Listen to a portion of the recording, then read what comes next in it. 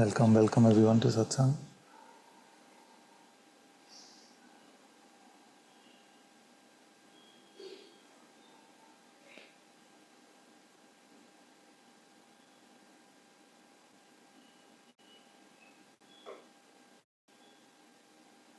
May the light of the Sadguru within, the Atma, the Holy Spirit,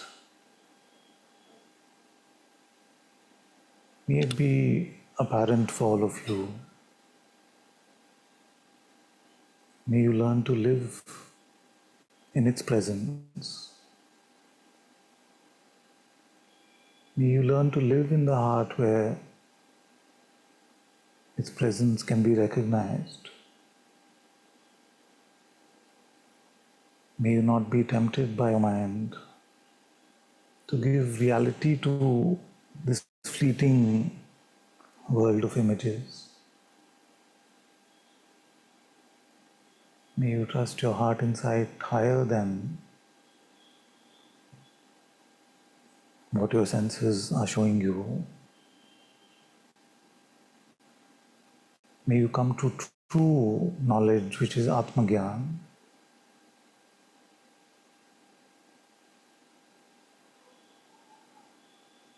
May your life and all those who you love and are surrounded by be full of this grace.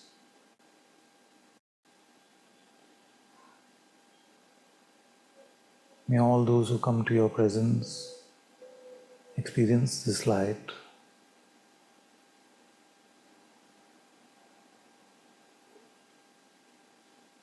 May my Master's grace bless you all.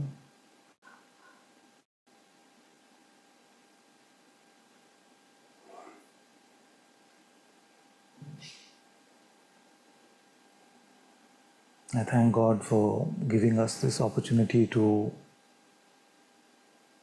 meet in this way, to commune in this way. And may this meeting be auspicious and holy for all who participate. Sadguru Sri Muji Baba ki Jai.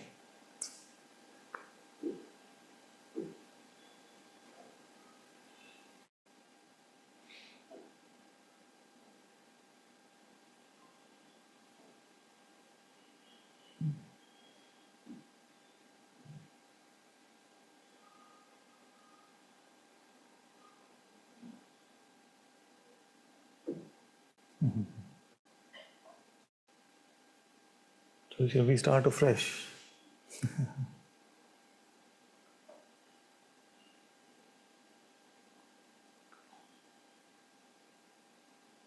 Let's start with the simplest possible way to approach this. And if I become too academic or philosophical and start using big words, just stop me. I mean it. Just stop me and say, you've lost us. There's something here has a tendency to go in that way. So let's start with what is the project of Satsang. Why do we gather?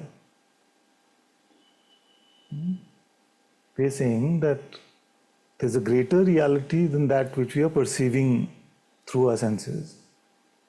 And that reality is called God. And that God is also called the truth. There is no distinction between Satyam and Shivam.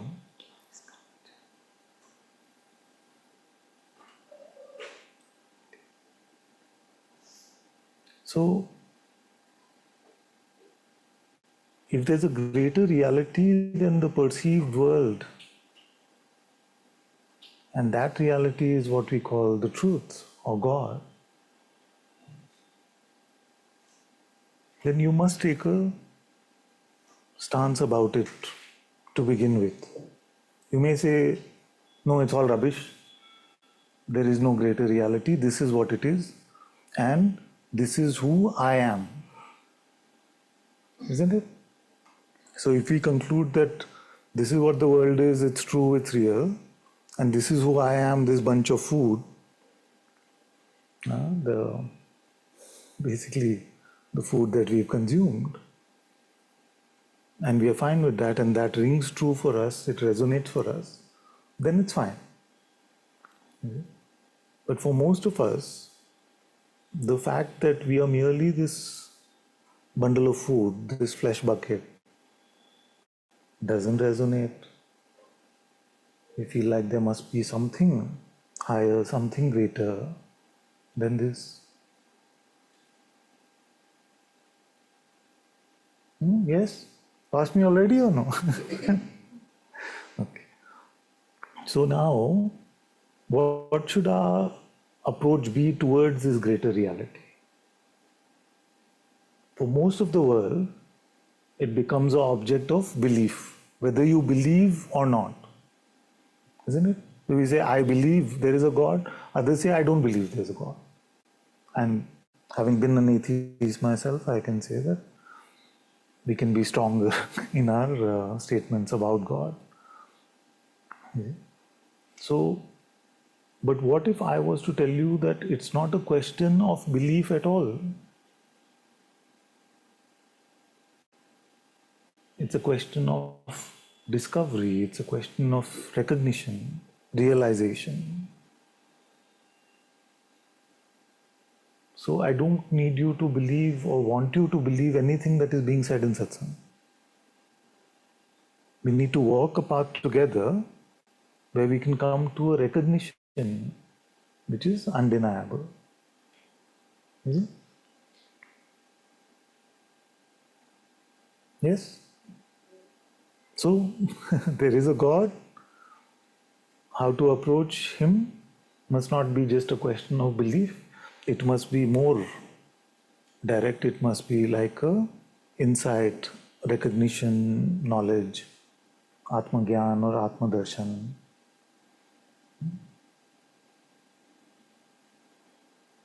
Yes. So how should we then come to this insight?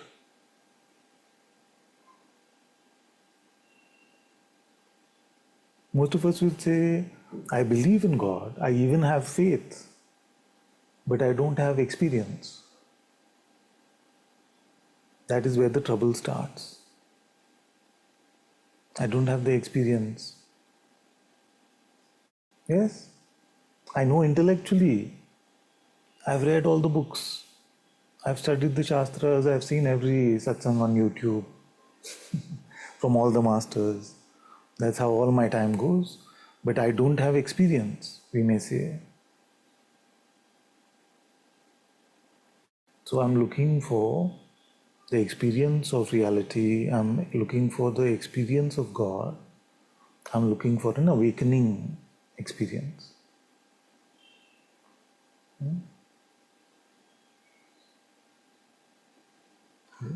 So we can come to this awakening experience or realization or recognition. But if the experience was just like those lights, they came, no, suddenly, oh, that's an experience. So you're looking for some inner fireworks to happen, you see? And you say, okay, does that mean that that experience proves that I found God? Is it? So what is the type of experience we are looking for?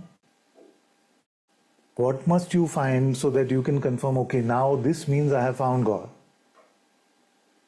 God is not different from me. That God is not different from me, myself. You see, but who is this self? And how will we know?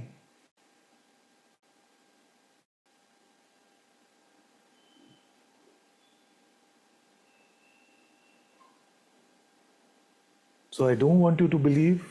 I want you to come to insight, to recognition. But will it be recognition like this? You perceive something and it goes. You see, it comes and it goes.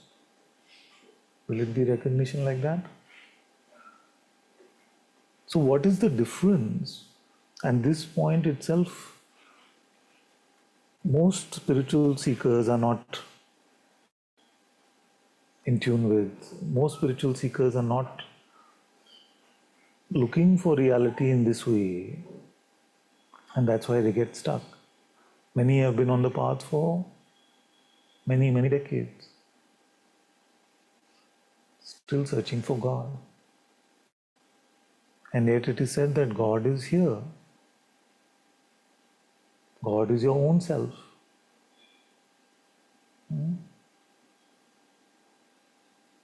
It is said that one goes looking for God, they find themselves.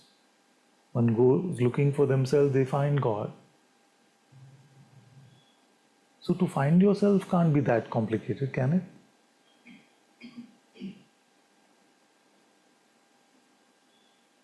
Where did you lose yourself? That we now have to find it.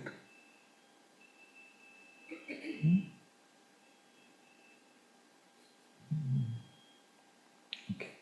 So let's start with how it's not possible to do this project. What are the tools that are needed and which tools will not work?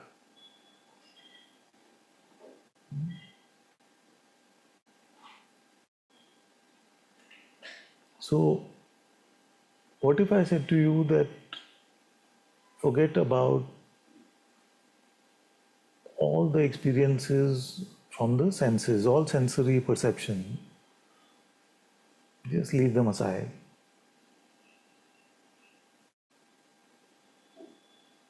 Possible? Let them appear and disappear, but don't give them any value, any importance. And one perception for sure, which is the appearance of thought, which comes as a single line message in the mind, let that come and let that go. It is also perception. We can leave it aside. Now, is there something that you can confirm without using these instruments of thought and perception?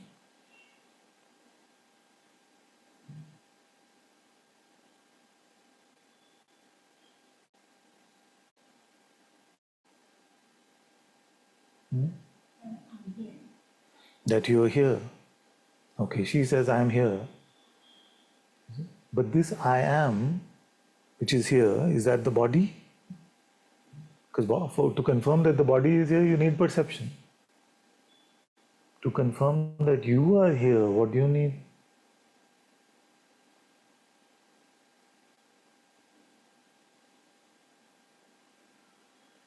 Do you know without perception that you are here?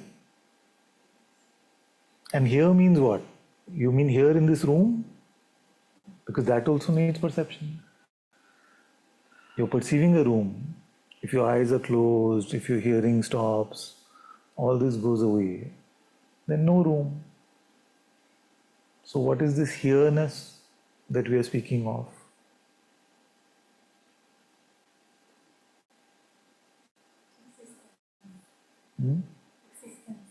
A sense of existence, a sense of being. How many can confirm this? Only one? The one who reported also. But that was peer pressure. How many can't confirm this? A here-ness or a beingness without using any perception.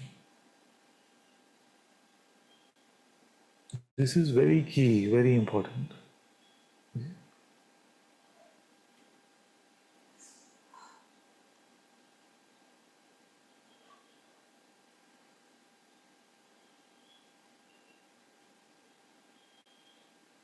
Confirm?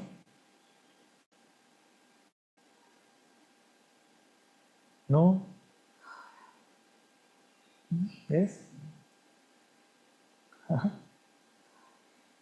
You're very stoic right now. You told us to forget about perception. He can't hear your question at all.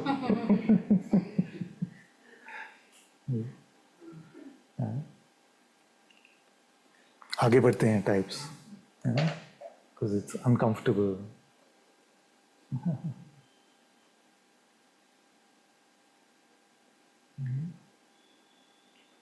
But this point is critical because we are in spirituality. Spirituality means the presence of huh? Spirit, the presence of spirit, the presence of being. Everything that does not put focus on this presence of God, and I'll make the connect if that is not so clear, on this presence of God is not spirituality. Because it's not about the spirit, it's not about the Atma.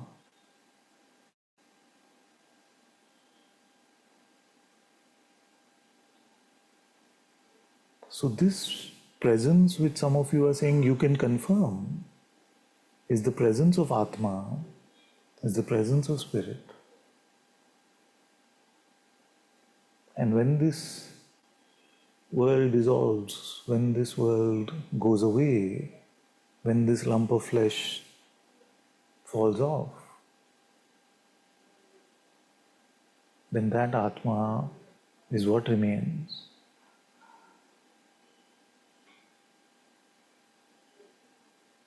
Here part can talk about it. Okay. So, and even when this world is here, at least appears to be here, to not find this presence and to not live in it is to experience the world as a living hell with fear and suffering and regret and guilt and pride and worry and anxiety and past and future.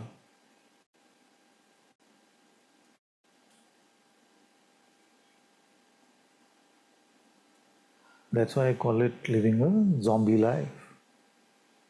If you lead a godless life, if you lead a life which is empty of recognition of the Atma within, then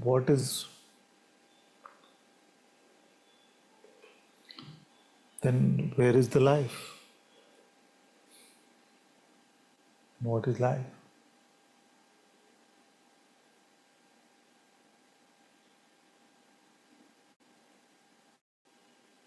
Surely carrying around a bucket of flesh, taking it to be myself from birth to death,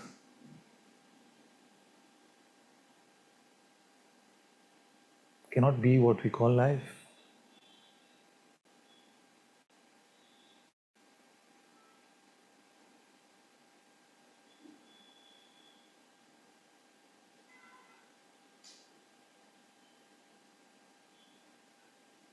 So, this is my provocation for all of you.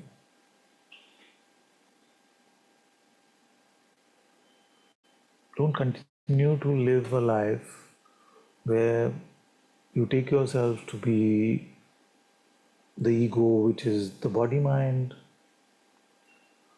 or you're living in some conceptual idea or belief system about God. Because all these beliefs will also go away when you die.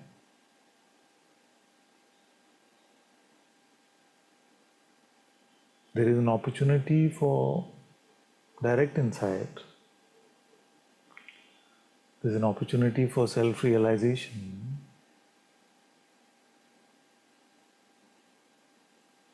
And that must become primary in your life.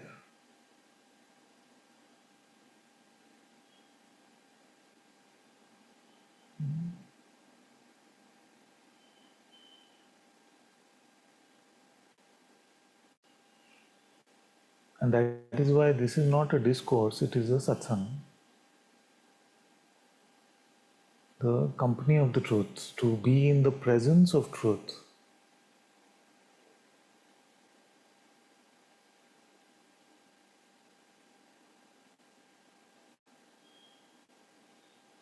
It's not just a belief that you have. If I told all of you, yes, yes, you are now in the company of the truth, just believe it. Would that quench our thirst? Would that satiate us? It wouldn't if it was just a belief. So we have to come to it in reality.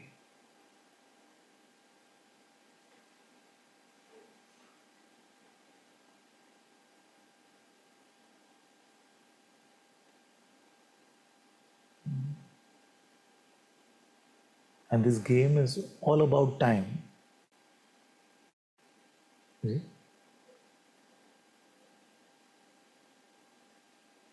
Most want to come to truths, or at least their version of it, while they are still alive. Most don't do it because the mind tricks them every day.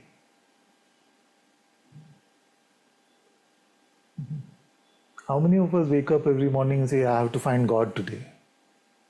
Good, okay. Yeah. Most of us don't do that. Most of the world doesn't do that. Why? Because we have other things to do, other tasks to finish, accomplish. Is it possible to make God your top priority while the worldly activities can still function?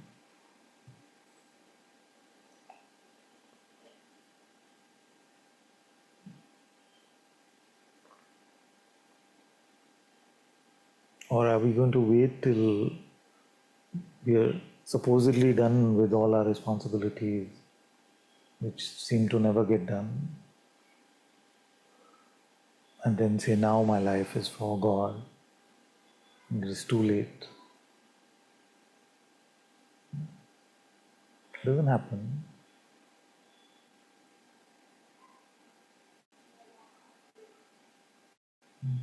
I've seen that I lost my father and my father-in-law last year.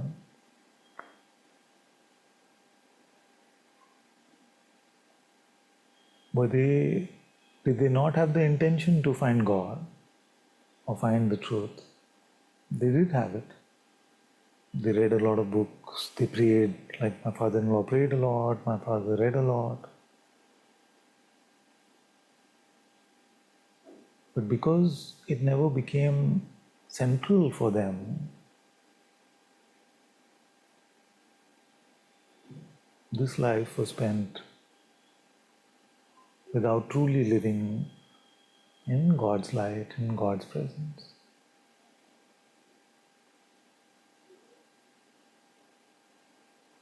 Why? Because everyone thinks they have more time.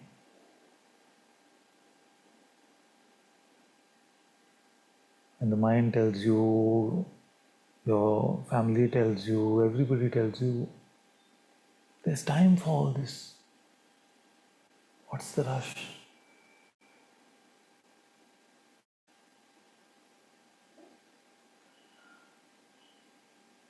But does anyone tell you how much time it needs to find God?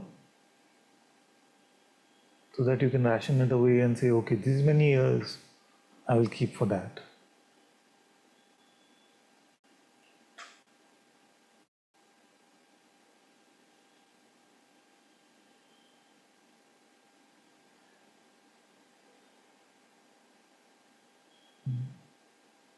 And we don't have to become sadhus.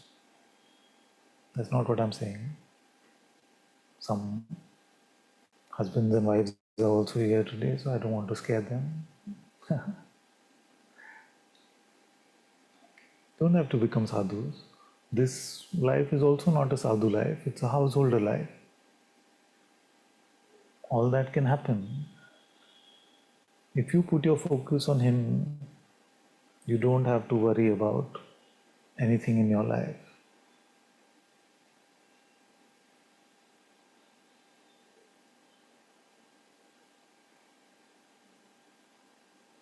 Because He is literally the light of this universe. There is nothing that is hidden from him.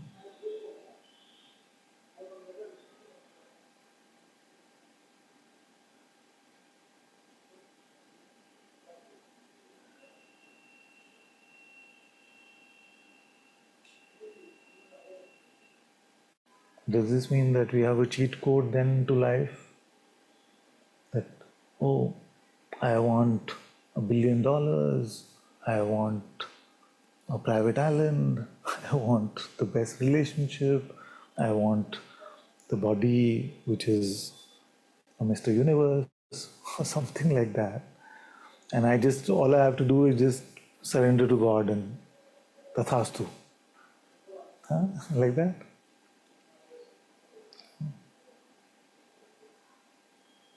It is not that. But there is nobody who has turned to God and had to scamper for their needs, for anything that they actually needed.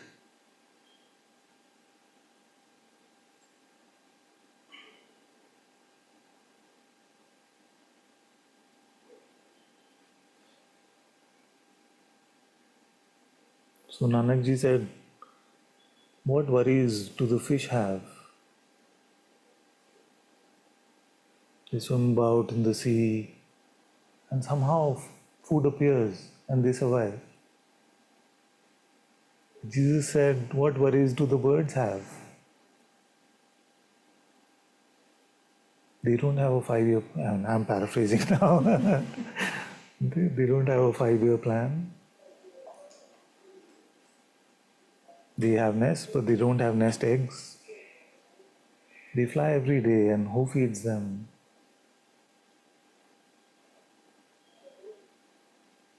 They live in trust. And if you look back at our life, you will see that He has always provided for us whatever was needed.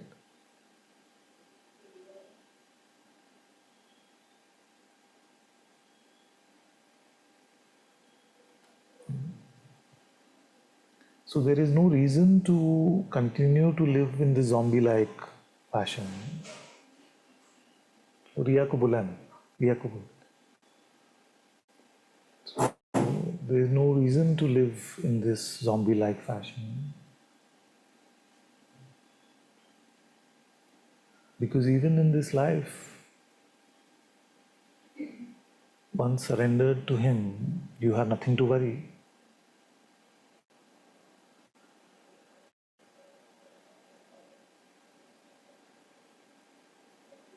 Nobody has come to the realization of the self and regretted it.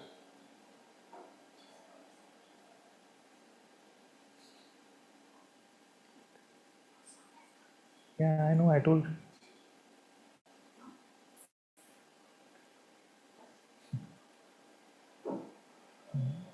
So, whatever is needed will be provided for.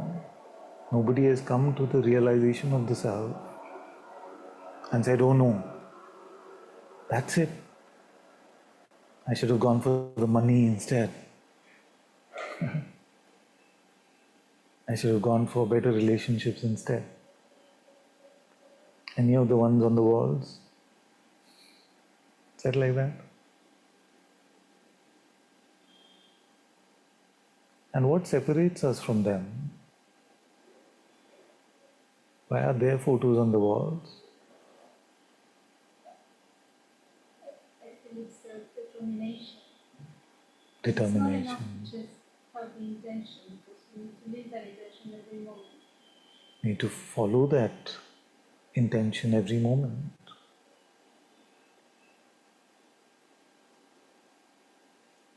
But they came to the recognition of the reality of God's presence, of God, and the Absolute.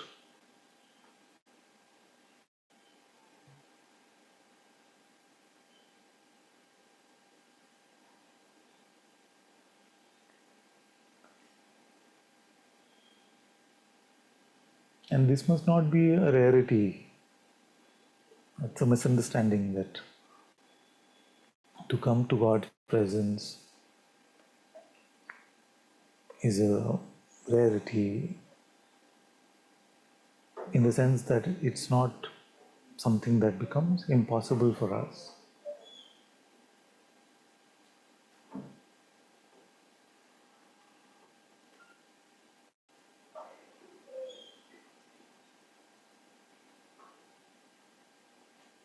The mind will tell you it is too difficult.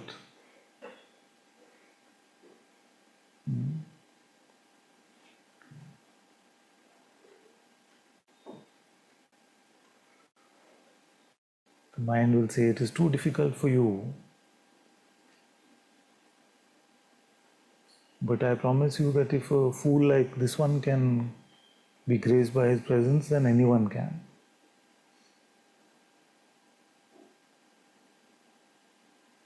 And I truly mean it when I say that all of you are so much more sincere than this one ever was.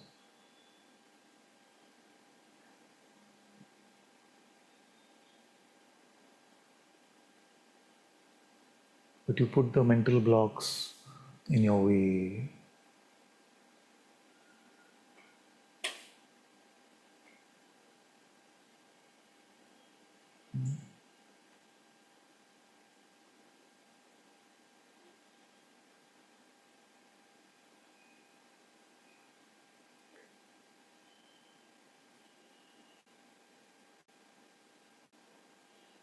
So, how to not value this realm of perception that we spoke about? Because if you were to keep it aside for a moment, the light of your Atma will shine and be available for you if that is His grace, if that is His will.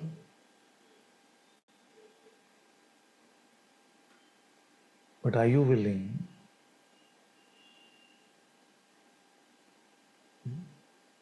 Many will say, "Oh, Ananta, but you say it's all God's will, it's all God's grace."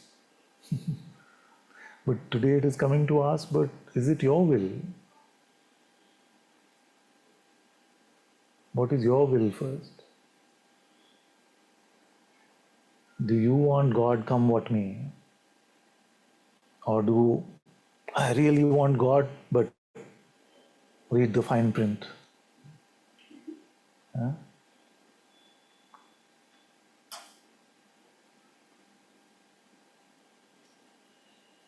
What is your will? Hmm? What is it?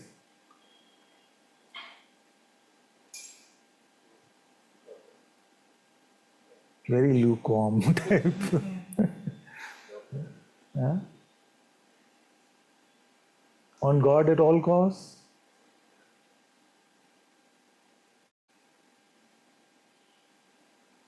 All costs. But? No but?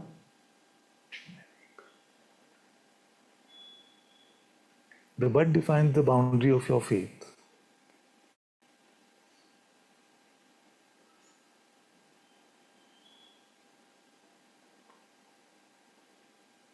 I think there is a gap between my sincere urge for God and my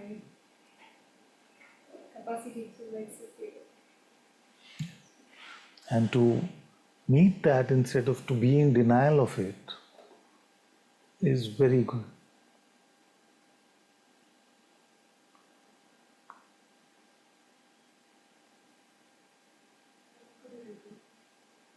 To meet that instead of to be in denial of it, because many times we get lost in our own lip service. Say, I can do anything for God. I can give up my life for God. My life is surrendered to you, my master. All of these things we say. But when push comes to shove, gone. So it's not something to feel guilty about, but it's good to notice and see. We say our life is for God. We say that God is reality and the ego is false. The world is Maya and the self is true.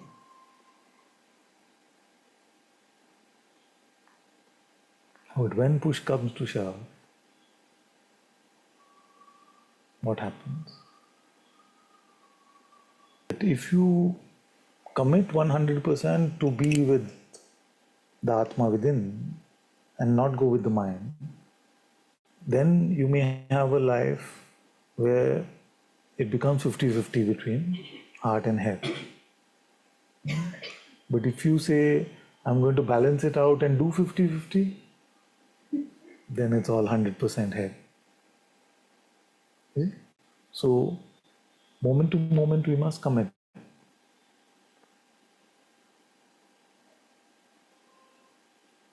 And those who raised their hand saying that, yes, the presence of God is apparent, they have no excuse to not live in that presence.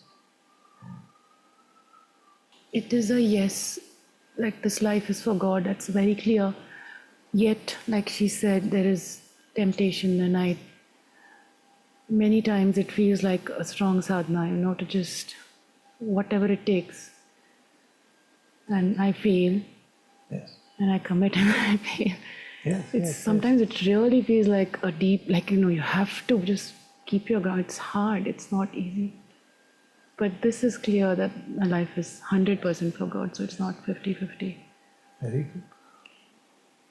Yet it's difficult also. It is difficult.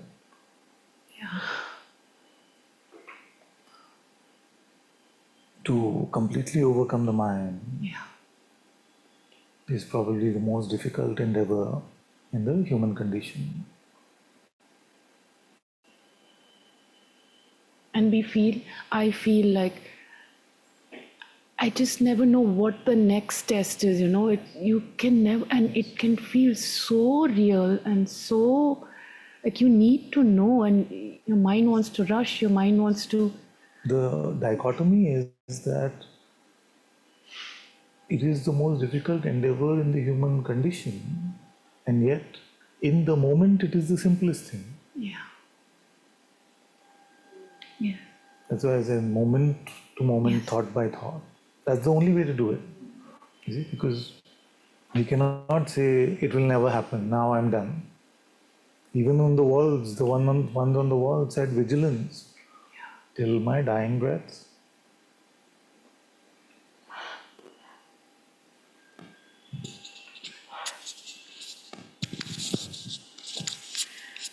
Father, I want to share an experience what happened yesterday.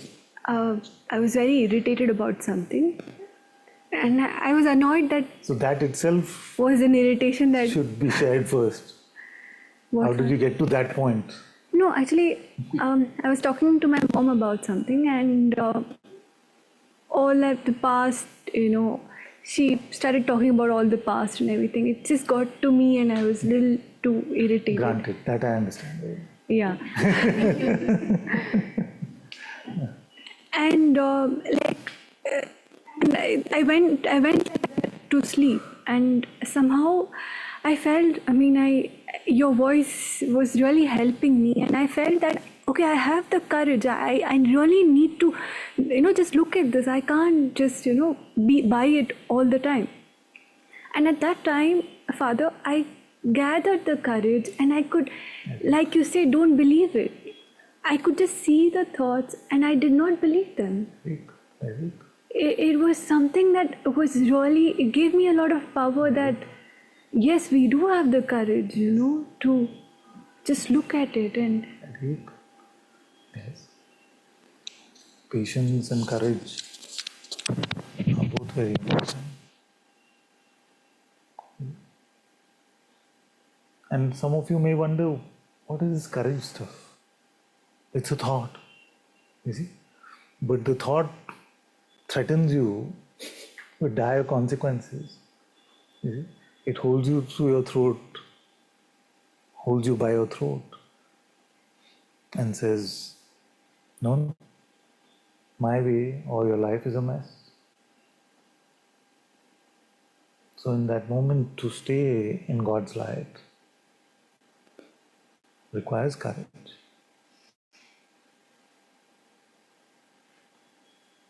Yeah, I felt that I had to keep telling God, Very good. Like, you just need to do this, you just need to get this, you just need to. It really, like, it felt like every breath I'm just giving it to God, like, because the mind was beating. And since that's my Isaac, it's literally like, it's a real test, Father. You just never know what comes next. Because it feels like, not, but For this me, I need I'm to more know. suspicious or concerned about those who say it is easy than those who say that when the mind comes with this topic of this, when it comes with that, then it really pushes my buttons. Rather than those who say, yeah, mind, nothing. It's probably smelling of the mind already. If it's true, of course, and my blessings, of course, are there for that. I bless you all that may one day all of you be able to say that it's effortless. But I don't feel like we're at that point. So it is very important to not get fooled by the mind, to remember that the spiritual mind is a great trickster.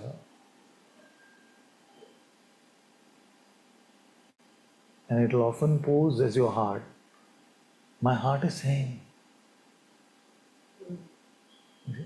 But did you use the 3 tests I gave you to check if it's your heart? See, many times we just rush. We just rush.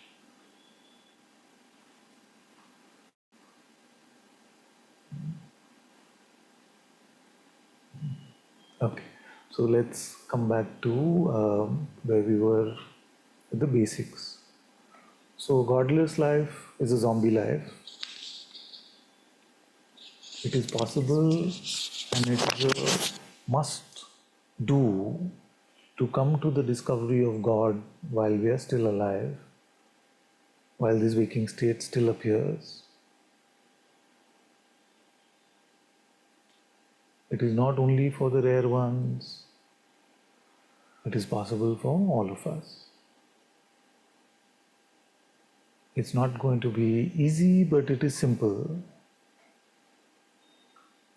In the sense that what needs to be done is simple, but to follow, to live that moment to moment can seem difficult, especially when the mind tempts us with our deepest attachments and fears. Yes, So I'm here for the first time, and I'm hearing this tension between God or our spirit and the mind. I've always thought of the mind as a scared child in many ways, and I guess I'm missing the point of why does there have to be a fight when it's just, when I speak to my child and he is scared and I understand the fear, it dissolves and then it becomes one. So I'm trying to understand this fight versus coexisting, and maybe I'm missing something here. thank you. That's a very good question. So, many over the years, so many have asked me this: why are we always picking on the mind? Isn't the mind also consciousness? You see? The mind is also consciousness. Is the mind not made by God? You see? So, what happens is that Maya, without the narrative, you see, like pure perception, without the narrative, doesn't have any sting. You see? Try to suffer with just perception. Can't do it. You see? But when the narrator comes and says, this is what is happening. So if I ask you, what is this? What would you say? What is this? Yeah. This. Anything. This. This, Yeah. a chair, or, yeah, I don't, I mean, So- without a story, there's nothing. So you notice that the truth is not definable in that way, Because if I was to ask all of you separately without hearing the other one's answer, each of you or each of your minds may come up with a different response in terms of what this is. One may say this is satsang with Father, this is just a bunch of seekers trying to understand some silly things. It could be the various things. Some may say, I don't know what this is, but I am very bored. Some may say, so all the way. So if the truth of one moment could be captured conceptually through this bundle of thoughts, then our narratives could have some value. But because we really cannot capture the essence of even one moment in a notion, then we must question, what is there a greater underlying reality than that which is proposed by the mind, which is a scared child to some, it could be an oppressive parent to another, it takes on various shades. And most of the protestations about not highlighting the trouble caused by the mind comes from where? Comes from the mind itself. You see, very few have said, but my heart is saying, leave the mind alone. Can you say like that? I guess it's not about leaving the mind alone, or it's just about, I think I'm having trouble with this idea of there should be disharmony between the mind and the heart and the center versus a sense of working together to find God. Okay, very good. So, let's look at it through the lens of all the great masters.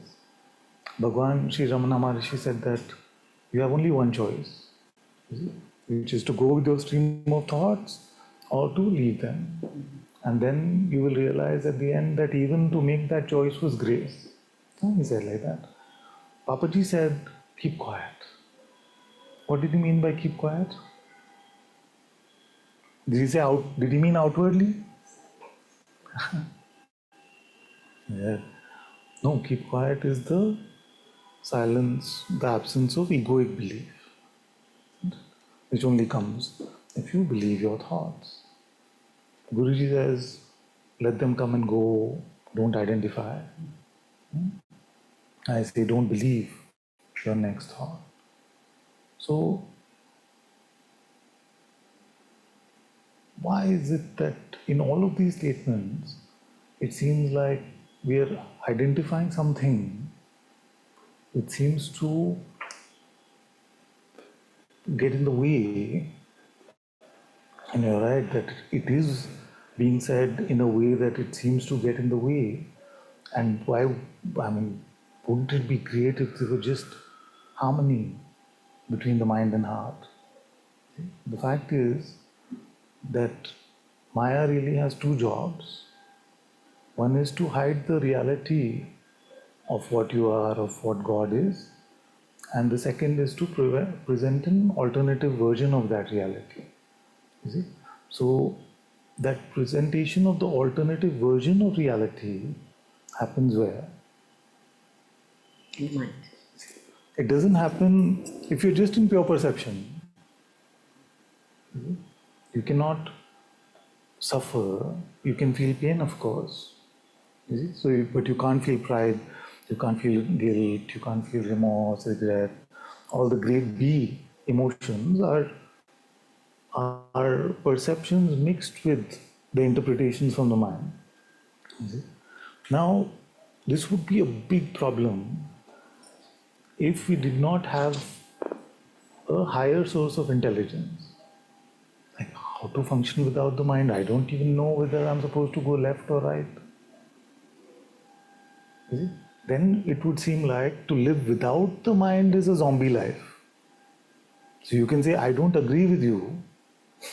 Actually, if I was to live without the mind, I would be a zombie. Like, where do I go? You see? But that would only be true if it was not true that there is a higher guide, a higher navigator available to us moment to moment to run this life, to run this play. And you come to, most of you come to satsang because you want to hear the voice of that higher guide, which is your own heart. Which is your own heart. Otherwise, you would not travel all the way to sit uncomfortably in this hall if it was just to hear another one speaking their mind. So, how is it that all the sages have said we must come to the no mind, Manonasha, the unborn, whichever terms we may want to use? So, I'm not asking you to discard your perspective about it. I'm just asking you to contemplate even deeper and see if there's something to this. The presentation of the worldly appearance as our reality happens through the voice of which narrator? And when we say that, but this one is valuable to me, what are we taking ourselves to be? It's worth contemplating who is the I in that.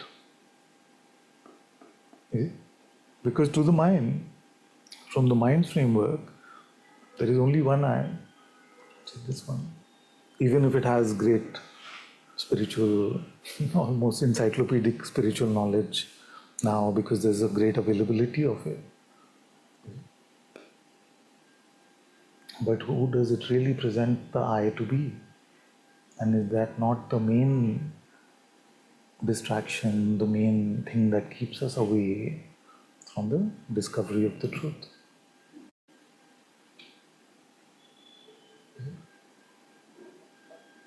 So you spotted very correctly, that there is a constant persuasion in satsang to look for a deeper voice, which is intuitive, which is heartfelt, which is accompanied by the presence of love, than to follow the will of the mind, the desire of the mind.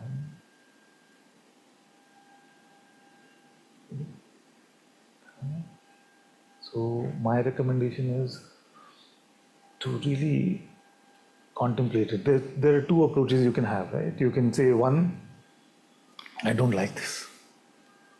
I really don't like this because I can't agree with it. I may try, but I just can't agree with it. So I don't know. I don't think satsang is for me, or at least satsang with Ananta is for me. The second approach is to take a few weeks to really contemplate and say, what is the story that the mind tells me? What is its basis? What is its reality? Who's the central protagonist of that story? Who is this making this phone call to me? If it is my voice, why does it need to call me? Hello, this one doesn't like you.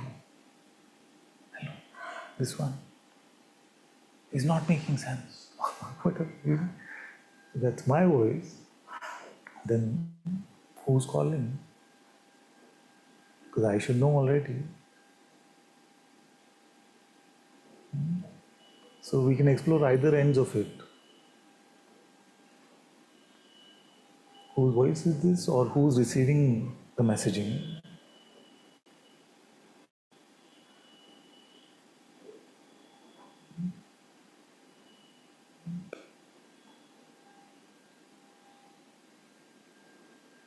So the switch over from head to heart is very cliched version of all spirituality. Is what? You switch over from head to heart. And I used to feel like it's some general, cliche type statement, till I realized that actually it is very precise. What is this switch over from head to heart?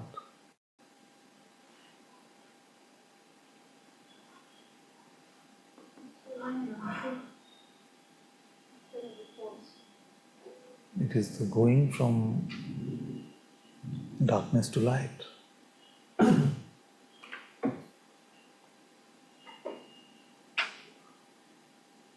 Now, is your mind going to like any of what I'm saying? Of course not. It's going to probably wants to strangle me right now.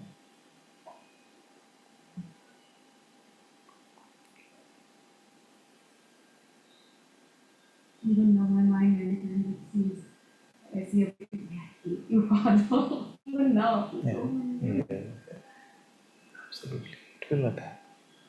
Remind me of the story, somebody in a chai shop in Tiruvannamalai came to Guruji, and he came to Guruji and said, I love you very much in reality, but right now I just want to throw this hot cup of tea at you.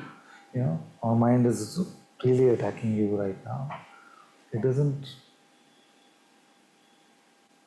like this, obviously.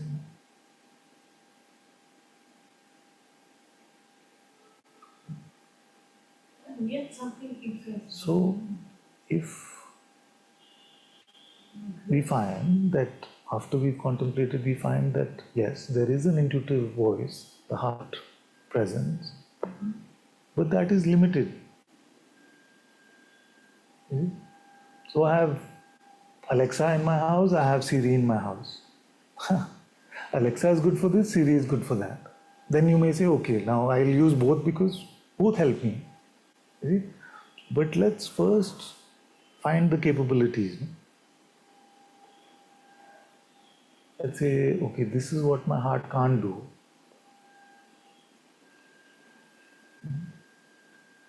Therefore, I need to use both the devices.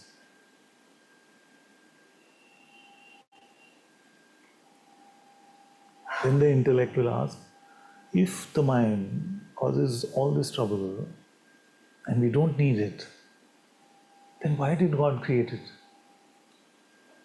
Why did God create it? There's no real answer. We can never say why about anything that God has done. Like why this? So we come up with explanations just to satisfy again the mind. Just to say it is entertainment for God. Why was he bored?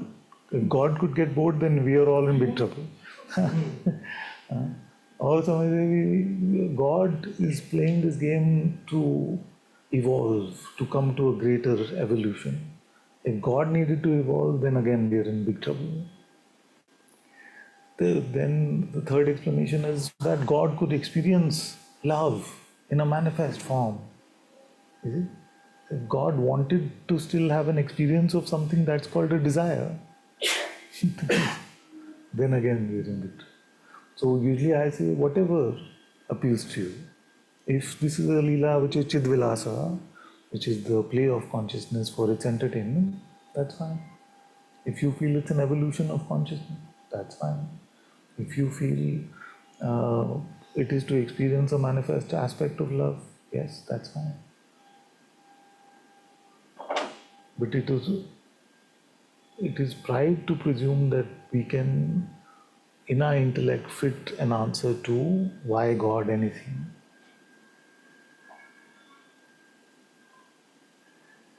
So, but I'll still offer a simplistic answer, which is not true. This is a placeholder.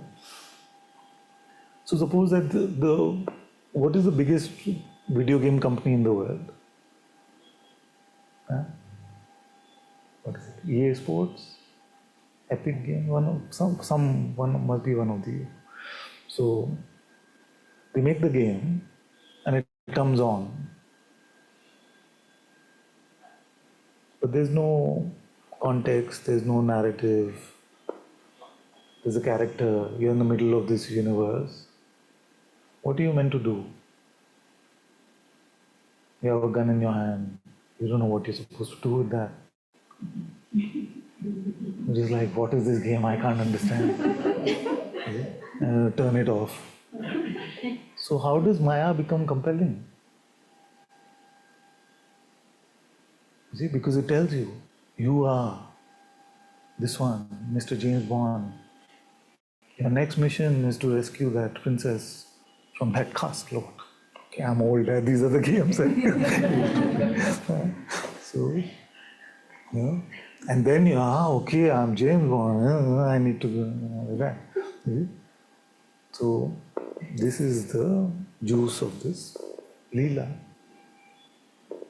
Without this, it doesn't have juice, it doesn't have sting. Either way. And to transcend it would not be a project at all.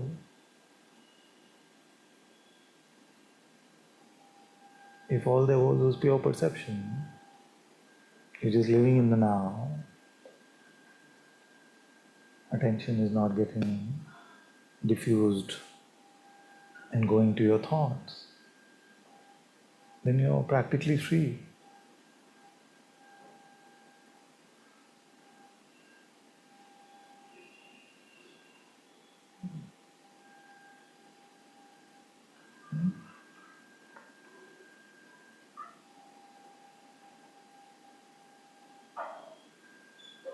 And for the mind, it feels almost an existential crisis coming to satsang. Because we may say that I'm looking for a nice coordination between my head and heart. But at least the mind that was here never suggested, oh, let's go to God for this. Only when it is completely out of moves.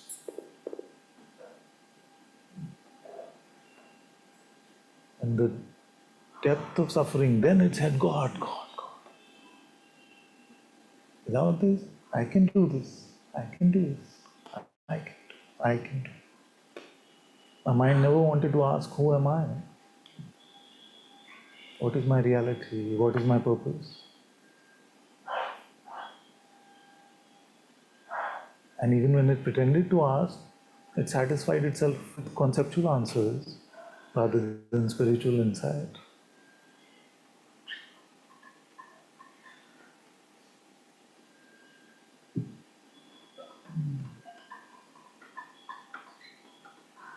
So, if we are going to use the mind, then we must use it to chant the name of God, to pray.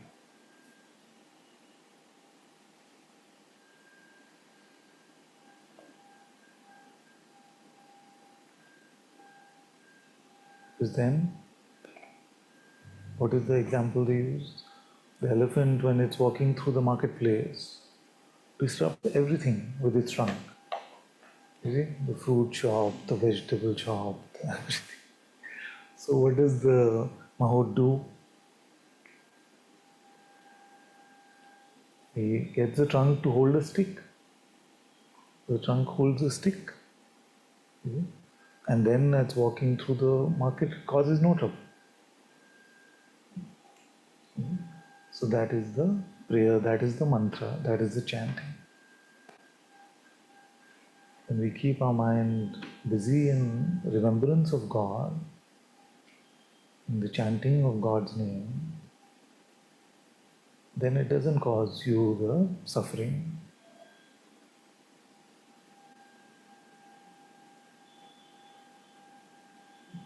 And then for many of us it will be that once we are trained in that way, then we can effortlessly remain in the no mind or the manonasa.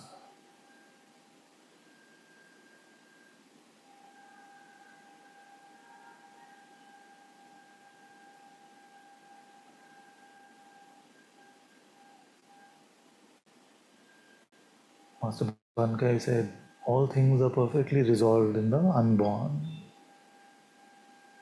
In the unborn what?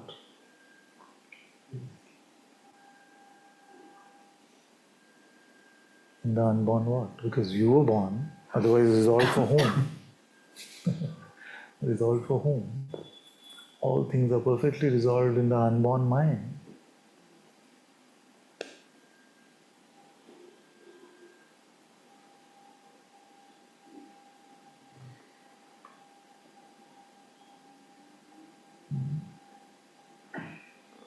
So look at it not as an attack but as an upgrade. I'm telling you that your Windows 3.5 doesn't work now.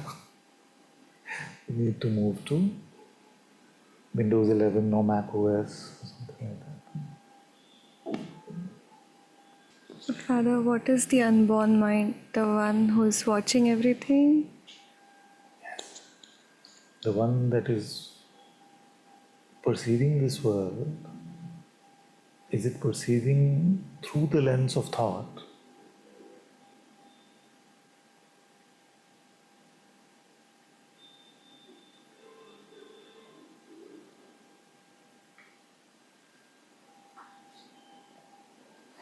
Huh? See, it's not. So it's independent of thought. So Bhagavan Ramana Maharishi said the mind is a bundle of thoughts. That's the simplest definition.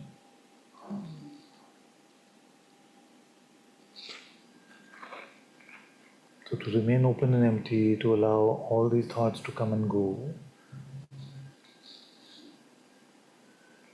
What did the Zen master say? Keep the front door and back door open. Thoughts are visitors. Let them come and go. Don't serve them tea. What is the tea? I'm not asking for the gossip. I picked up some of this from my teenage children. But what would be to serve them tea? To believe them. Give them your belief.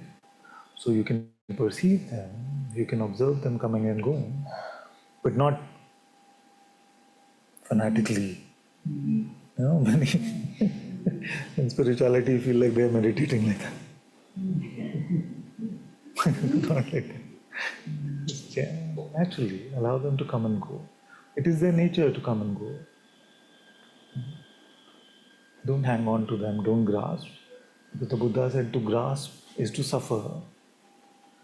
To grasp, what is he saying? Grasping is suffering. What is he saying? Not to grasp. The same mind. What else can we grasp at? He's not saying don't grasp at this, don't grasp at this. He's not talking about a physical grasping, because this doesn't cause suffering.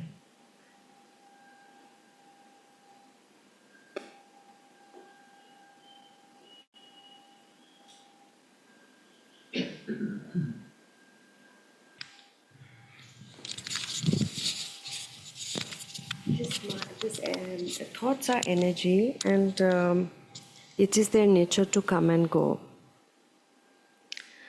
And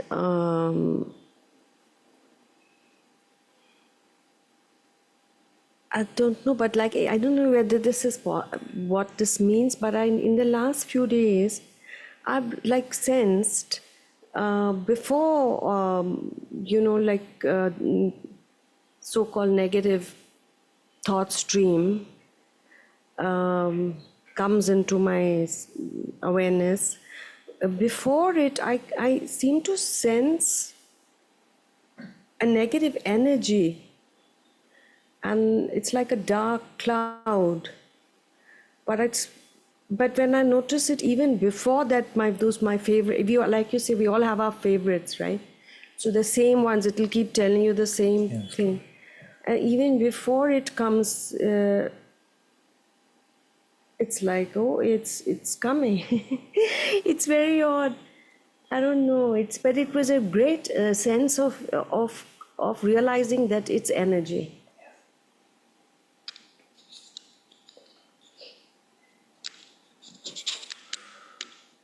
Now you'll find it strange, but I'm going to support the appearance of whatever energy has to come. Support. In the sense that all energy can come, and nothing really for consciousness truly is either oppressive or expansive. You see, it is the substratum in which these energies come and go. It is not affected really by them, just like the space, like a great teacher said, the space in the room is not affected by what furniture you put on in it. So your being, your consciousness is like that. It is actually unaffected. It only seems to get affected by our interpretation of it as good or bad, negative or positive.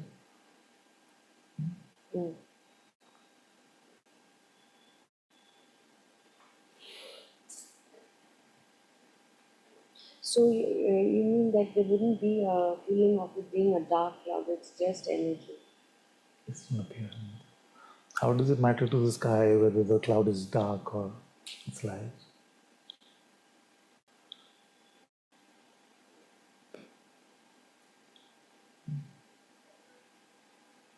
Okay. So what happens when you come to the no mind? When you come to the unborn? When you come to the manonasha?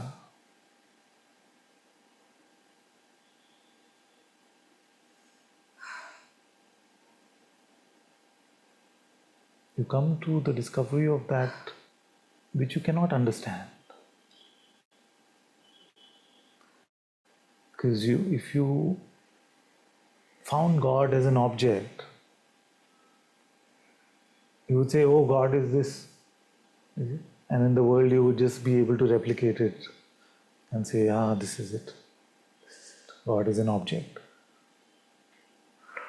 If we found it is purely nominal, purely non-phenomenal, then most of us would not come to it at all. We need a bridge between the phenomenality and the pure nominality. So we come to the living presence of a being, which is our own presence, Atma. Is it phenomenal or non-phenomenal?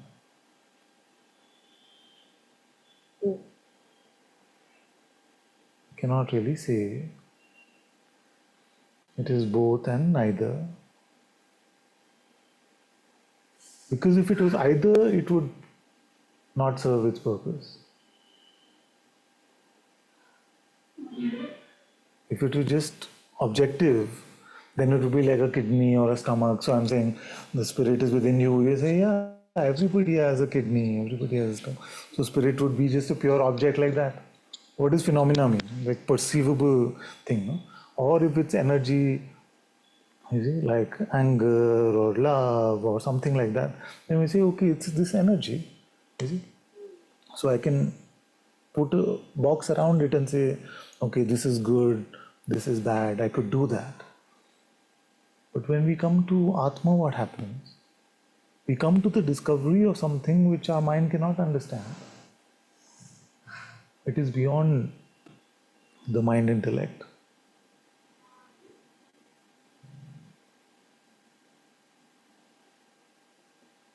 So, shall we try it like a practical thing? Huh? So let's both become empty of the mind. Yeah? Just like that. Just follow what I'm saying and tell me if it doesn't happen, keep stopping. How to do it now, it's not grasping and trying to do it. Yeah. Just follow. And if it doesn't happen, you can tell me it's not happening. Let's start again. So, just empty right now. Empty, empty, empty.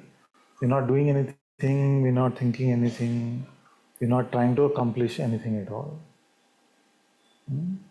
Just now, now, now. Right now, you don't even know what your name is till you think about it. As these thoughts come, allow them to come and go. Just let them come and let them go. Meet them as if you are space. be the space in which they are appearing and disappearing. Remain like that, empty, in the unborn, in the no mind.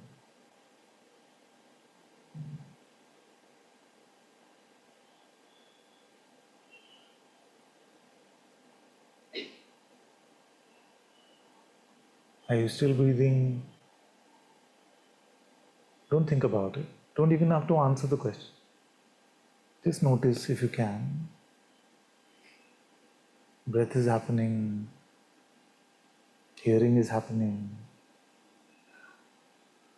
And soon you will find that just like these words are appearing through this mouth without having to think about anything, actions will also move. Life does not become vegetative when we live in the no mind. In fact, most of you will report that you have not experienced life truly before this.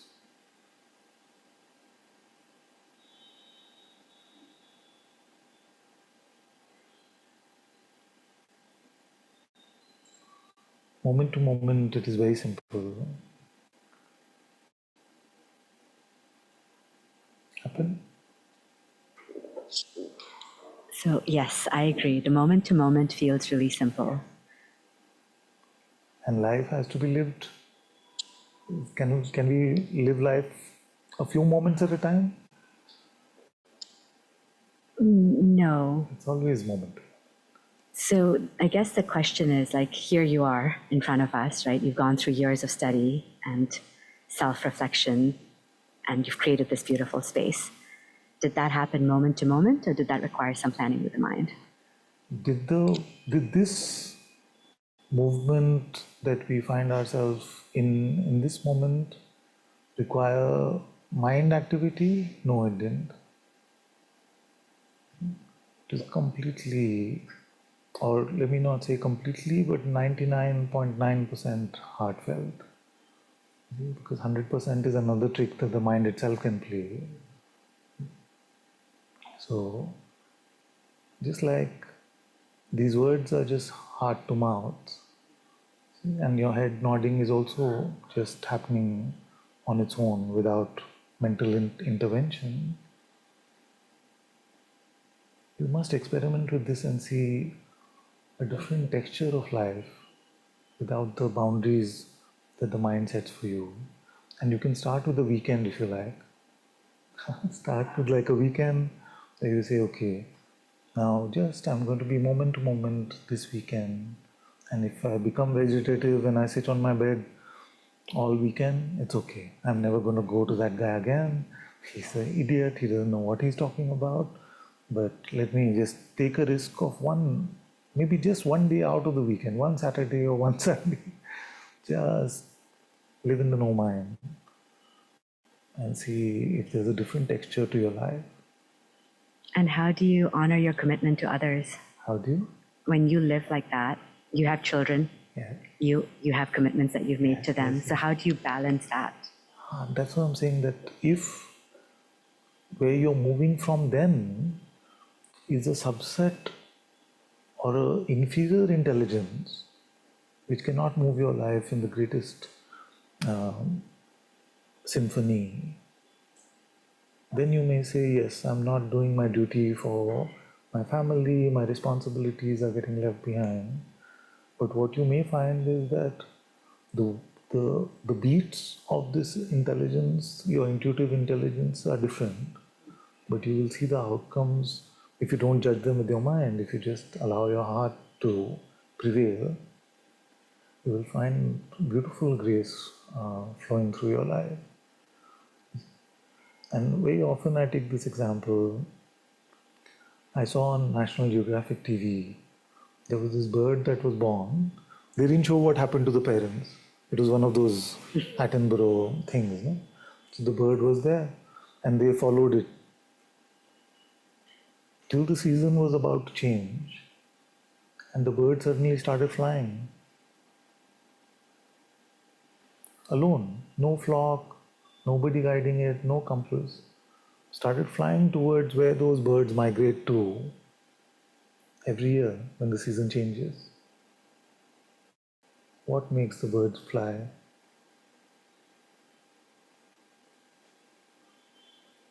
There's another documentary where there was rainfall 150 miles away and there was no sign of it perceptually, but some intelligence flew the birds towards that water. How does a plant decide what should be the weight of the fruit on its branch? What is beating our heart right now? There's supposedly millions of processes happening in this body. So if we had to pick between those processes versus the things we have to do, and we could only have one, we would definitely pick those that God is doing. Because without that, what is that intelligence? And what has defined the boundary of that intelligence? That which can beat your heart is making the universe function. Can that not run our life as well? Is it not already running our life? To pretend as if we are in control of this flow of the river called life is a great fallacy. And how we pretend. The one that pretends doesn't know how to move a finger. I've said this many times. Who here knows how to move a finger? Yeah, I moved it. Like that. But what happened? How did you move it? Apparently, some neurons have to fire in the brain, some nerves have to get activated, something has to move. I've not met anyone who knows how to fire a single neuron. Does anyone know? And millions of neurons have to fire in a moment. We can't fire a single one. So we don't even know how the slightest movement happens through us, or that which we call us.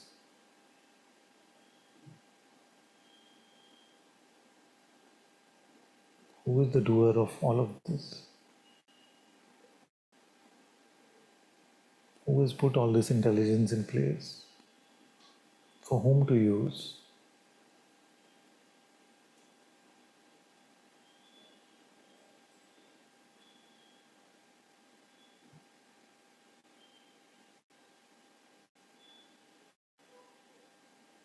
We say nature does all of this. Nature decided the speed of light will be the constant this. Gravitational constant is this. What is that nature? What is that intelligence that we are calling nature?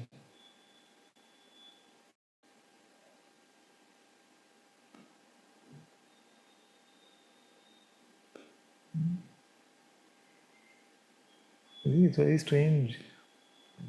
One of the Sangha members sent me a video also about this. But I've always wondered, and I was an atheist for a large part of my life, and I always wonder now how I found it easier to conclude that all this intelligence, all of this stuff, light, sound, magnetism, gravitation, all millions and millions of things, found it easier to believe that it comes out of an inert nothing than an intelligent all thing.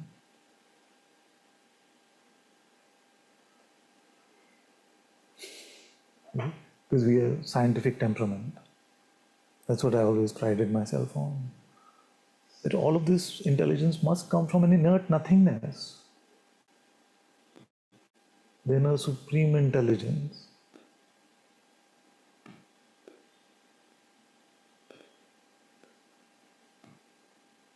And where is that intelligence available in the human condition?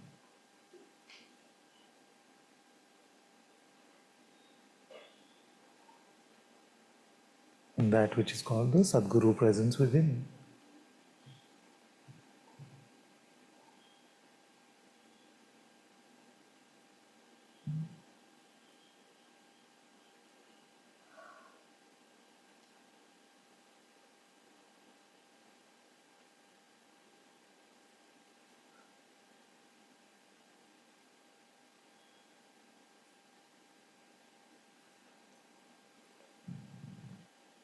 So like I said, we can never say why God did anything because our intellect is too small. We know only intuitively. But I like to feel that it was His grace and His mercy that allowed us to come to the discovery of this Atma in a way that the mind cannot conceive of or understand. Because to the mind, already something which is nirguna, nominal, non phenomenal, is out of its pay grade. It can have the word nirguna, but it cannot fathom nirguna. Like it will fathom a dark, empty space, which is still guna. You see, darkness and emptiness are still gunas. So nirguna it cannot fathom. So God has sent us, or given to us the possibility of the discovery of the Atma, which is both saguna and nirguna. And that's where we were. I was saying that if it was purely saguna, then we would have completely just objectified it. Oh, here it is, here. This, surgeons would be making a killing. Just finding the Atma within here, I found it. If it is purely objective, it would be like that. If it is purely nominal, then again it would be out of the reach of most. So that's why I like to refer to the Atma as the helping hand, the tip of the iceberg called God. Those of you who say you come to the presence or you can meet the presence within, what is the quality of this meeting? What are you finding? I keep saying that your Atma is a living being. It's a holy presence. What is your discovery of this? What is your report about that?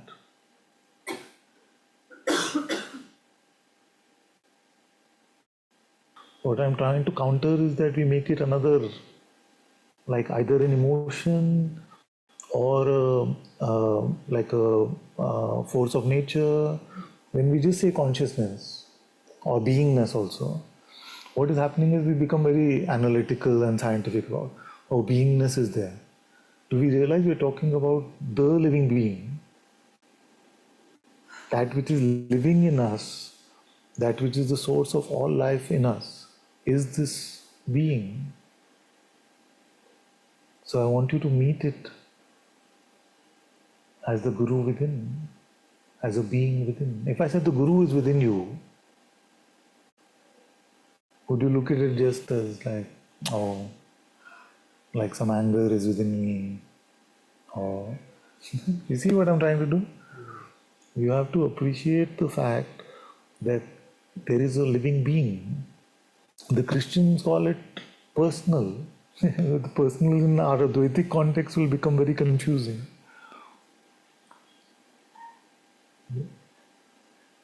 Personal God is not personal in the way that we take the ego to be, but there's a living being, intelligent, hearing, answering.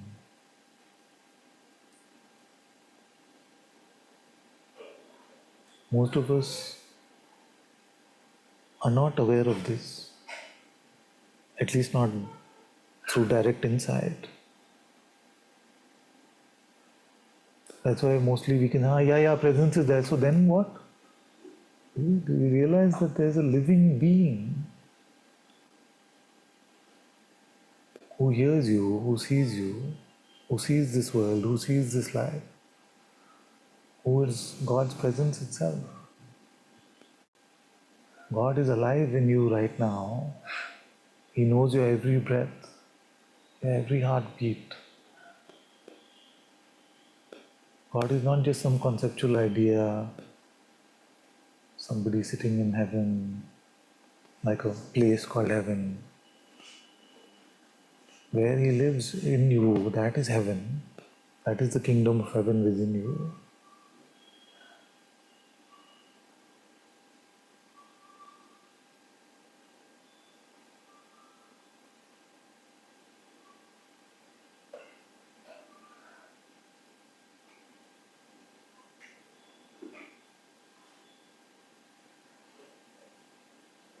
It's very important to meet this presence.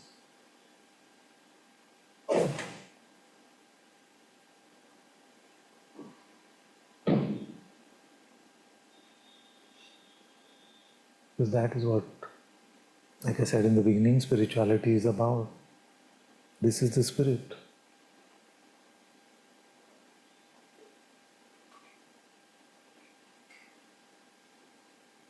To come to Atma Gyan, to come to Atma Darshan is the most important thing.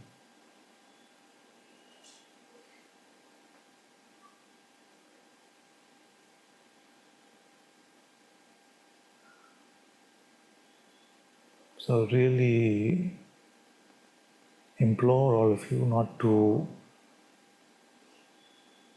make this priority.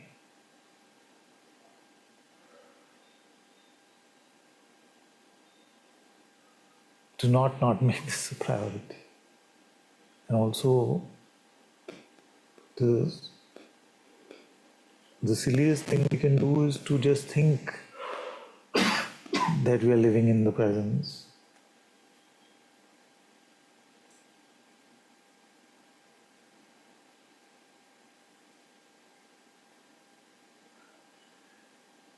Because we're too proud, we're too intelligent to admit otherwise.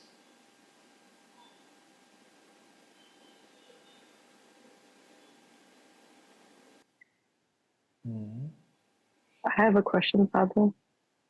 Yes, ma'am. I don't know if it's appropriate for me to ask because I don't know if you're doing the online questions, but it's Go ahead. it's really burning. Um, so I'm increasingly staying in the place of no identity. But my question to you is, I'm really struggling with speaking from no identity or thinking from no identity. The minute I have to think or I have to speak, the identity comes back. I don't know if that's to be transcended or if that's normal. That seems to be the theme for today's satsang anyway. So you say that I'm staying in the place of no identity. Then what happens? When If I need have to to think, yeah, or speak, who is this one? The one which is the not staying in identity. identity. That's the thing. Yeah, so exactly. I mean, even asking this question, I need to have identity. I have identity asking this question because in the So place of don't. no identity. Yes, let's make it simpler. Let's make it very Yeah. simple. Just return to your emptiness, return to the quiet place in your heart. Allow that to speak through your mouth. Allow that to move your body.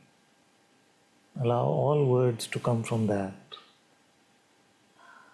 And you remember I gave you the 3 tips? How do you know that it is coming from the Atma within and not your head? If you experience the presence of an unconditional love,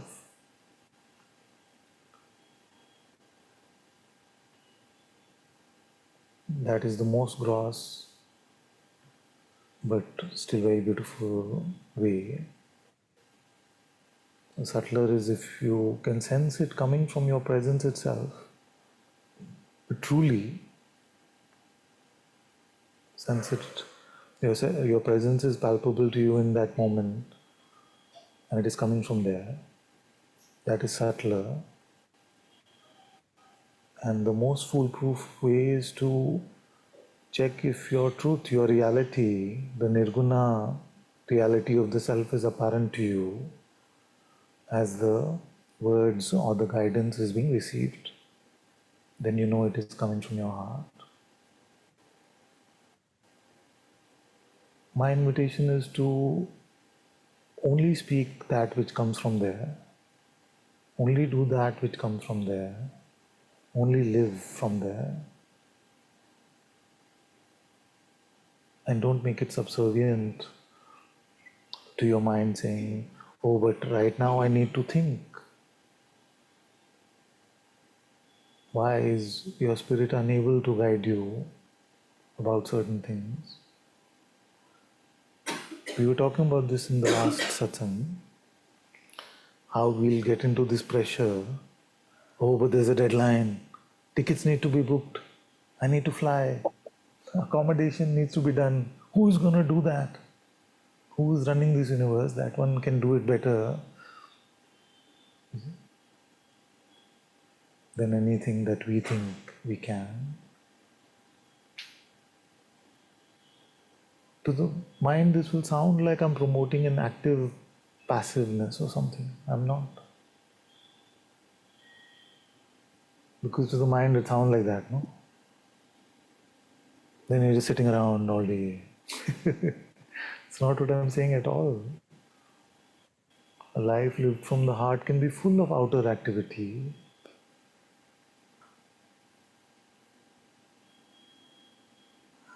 You see? So don't let your mind put you under this kind of pressure saying, but I need to think, I need to do something. You see? Because the danger of that, especially in spirituality, is that then it becomes a very performative spirituality.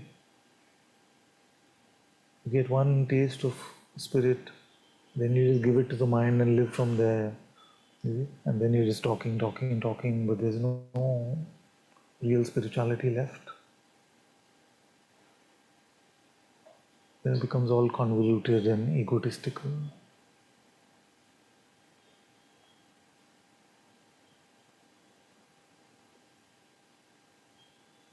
Father, in my experience, this place has absolutely nothing to say. So if that was the case, you say speak from this place.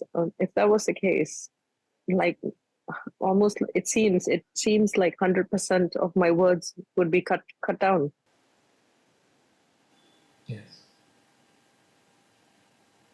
99%, 98% of the words spoken in satsang come from where? And why do you come to hear them?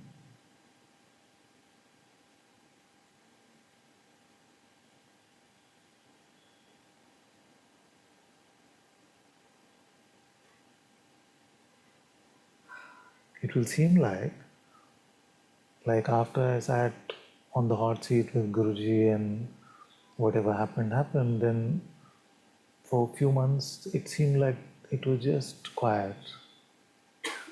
For 3-4 months it felt like there are no words.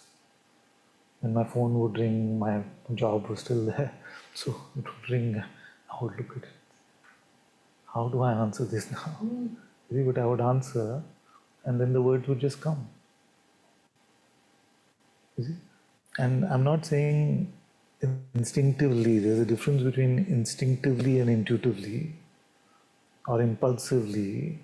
There's a difference between impulsively and intuitively. There's a different fragrance to things which are impulsive or instinctive. This is beyond instinct, this is beyond impulse. So many times, let's take the usual example. You have said, I didn't want to come to satsang. I was frustrated, I was angry, I didn't want to hear you. But jokingly, some say that my bike drove me here. My feet walked me here. I didn't want to come. I wanted to just watch a movie or something, take a break. And of course, you're allowed to do that.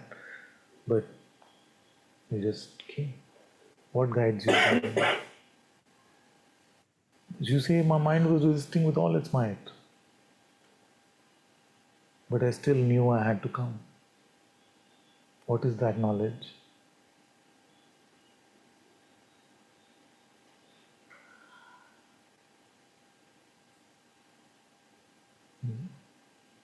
So don't presume that God's presence cannot use words.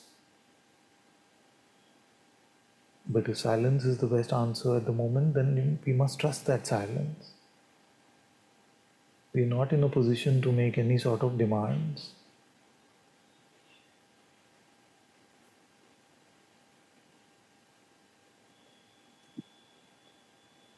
So trust the silence higher than the highest from the intellect.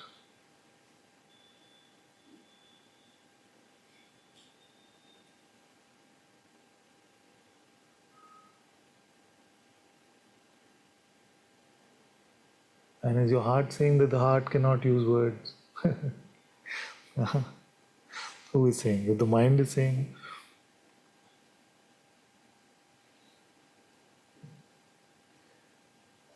I told you this, or was I not talking with you when I said, you call the thief, I'm out to catch you.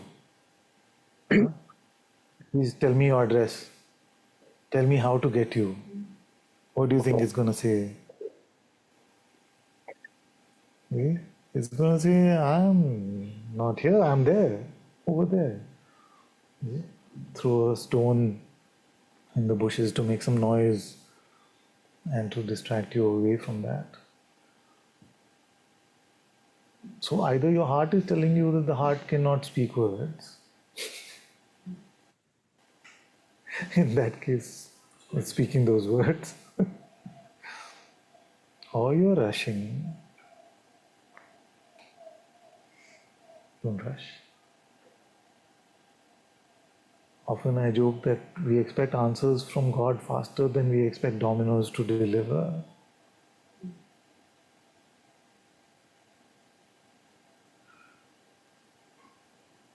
But we're not entitled to those answers.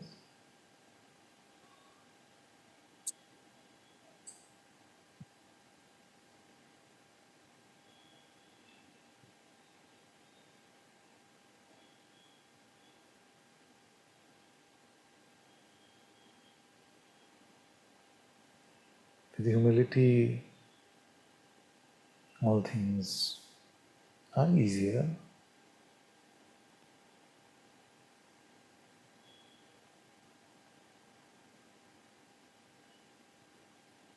So don't go with your mind judgments about even what is happening to you.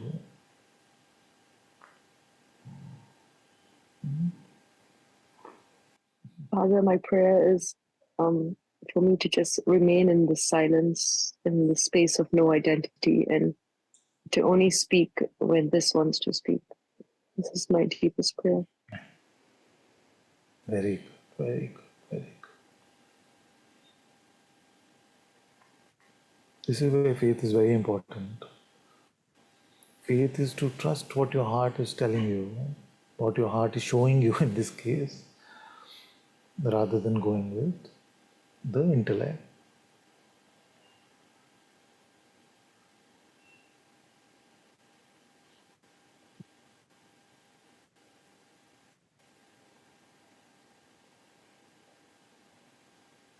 Okay, I'm waiting here with you now, and let's take as long as you need. See something from your heart without judging from the mind.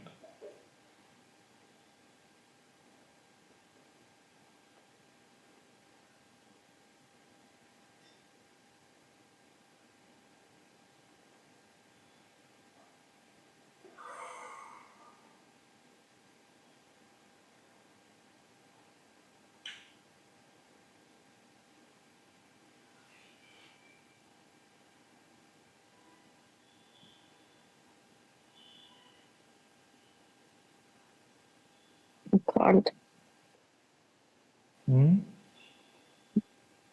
You can't? But it's only been a minute. I can't speak. Don't rush.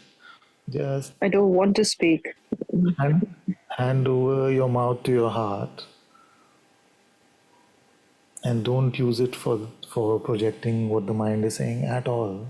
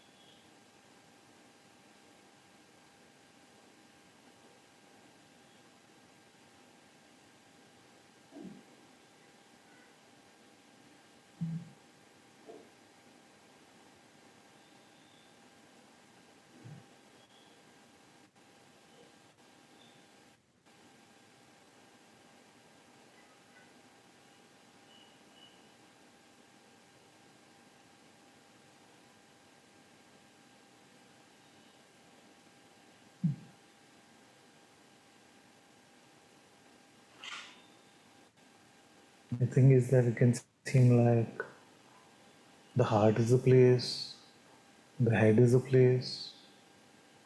When I live in my heart, then words don't come. We don't realize that the heart is a living being. That's what I've been trying to say. The Supreme Intelligence lives as a living being called Atma in your heart.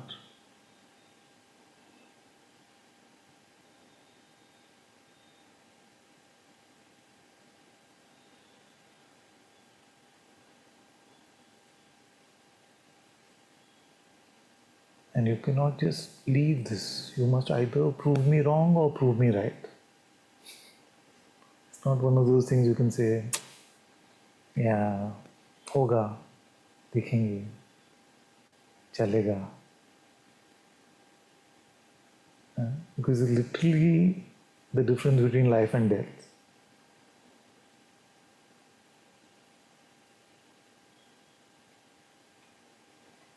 Not say, कल देखेंगे.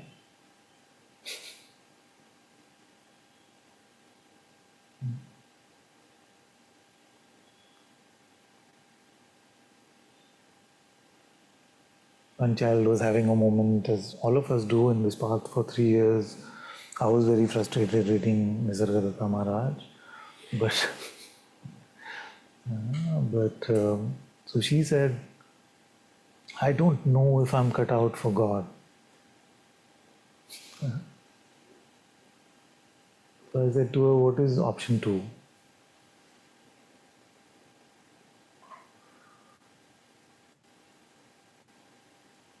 What is option 2?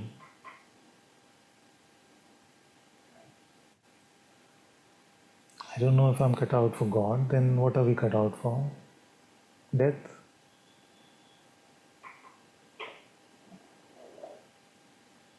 Selfishness, suffering.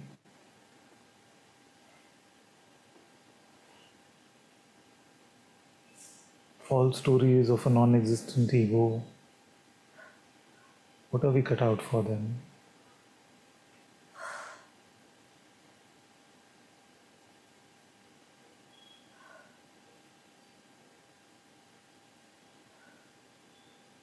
If not God, then what?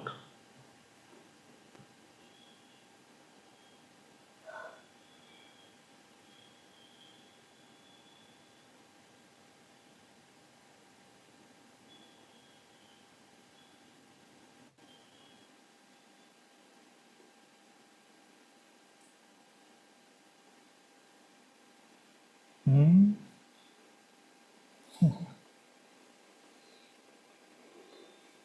Still silence. Good, good. Silence.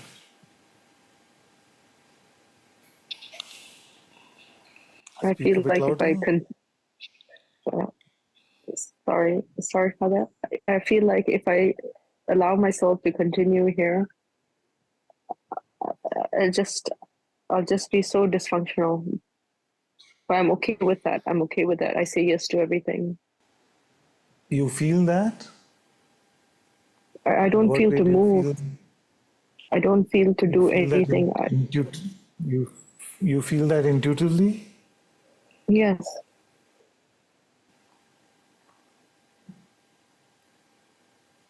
it's like Don't everything move. has ceased. That you don't feel to move intuitively. So how is that guidance being received? Is that your heart speaking with you then? Yes, Maybe you're expecting I'm it to scared. be in a different way.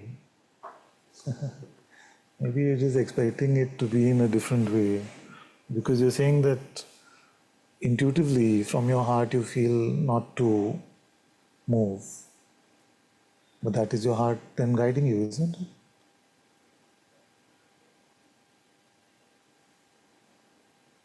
But it's too radical, Father. It's so radical.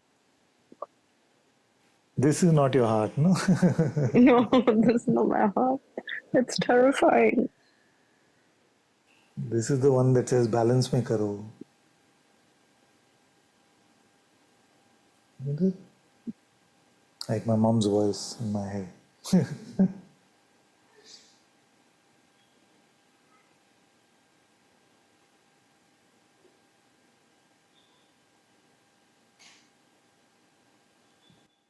Father, did you go through a period where you didn't move at all, where you were just so dysfunctional in the sense of in respect to the world? Was that something that happened? Well, I would say that there was a period of a few months after I met Guruji for the first time. My family will say probably that it still continues.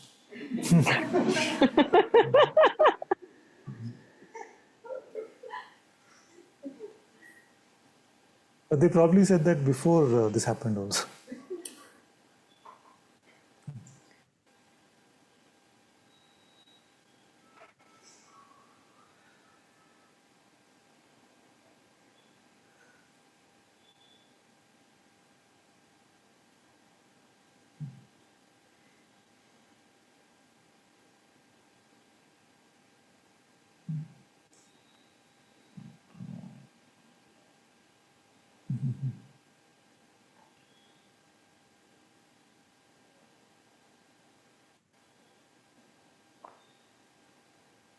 When these words follow the heart, I wonder why. I mean, I know that the meaning of it, but on the surface of it, follow your heart can be quite a almost like okay, not the mind, but like more It's quite a terrible idea. yeah, like slightly more Because, emotional yeah, and yeah, no, of course. And that's why for most who come to satsang first, I hopefully said this to all of you that many people say, I'm not head at all, I'm all heart. You see? I'm all heart, man. You don't need to. Huh? Salman Khan has said. So, all heart. But what do they mean by that? It's definitely not the heart we are talking about. yeah. It's definitely not the Sadguru's voice within, the Atma's voice within. It is just saying, I go with my emotions. I am emotion over rationality. Yeah. Okay. And the sages have clearly told us that if it's between emotion and rationality, we must pick rationality. Okay. Because emotions are very topsy-turvy. So heart that I'm talking about is not emotion.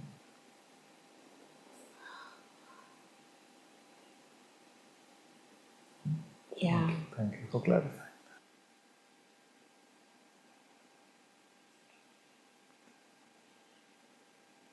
There's no time limit. Huh? You come for the first time, you're wondering whether it'll be inappropriate to leave or something. No, it's all free flow. I'm surprised half of you haven't left yet.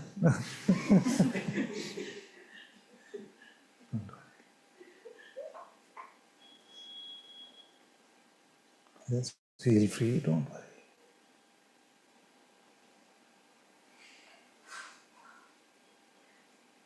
You were saying? The here-ness, Yeah. not as an object. When we say I am here, where is this here?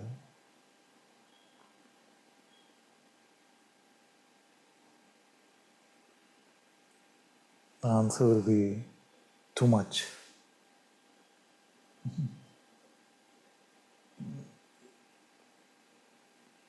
You're here?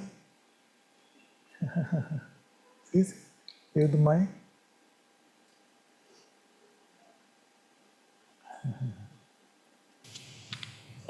You mentioned about somebody calls and somebody receives the call. Yes. So, are there like multiple minds? That's what I'm asking. Who is calling and who is receiving?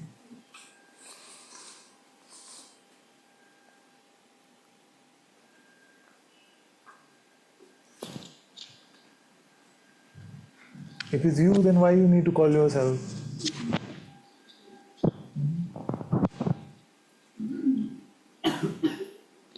Why do you have to tell yourself things in words? You already know, no? What you're going to say. If you're talking to a friend and you're telling them things, it's because they don't know what you are going to say, but you know what you're going to say. You see? So then why do you have to communicate with yourself like that? Who's calling home?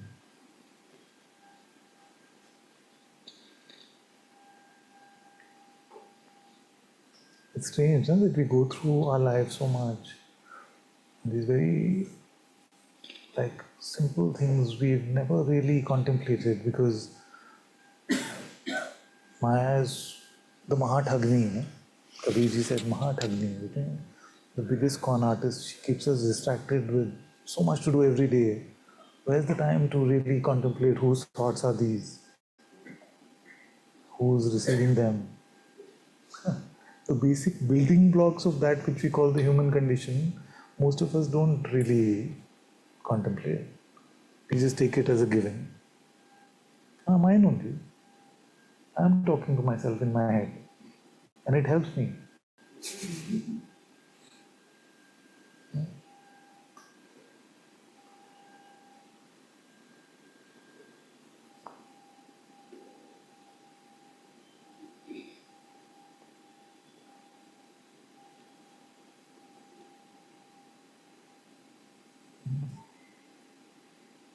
When you say, I am here, where are we?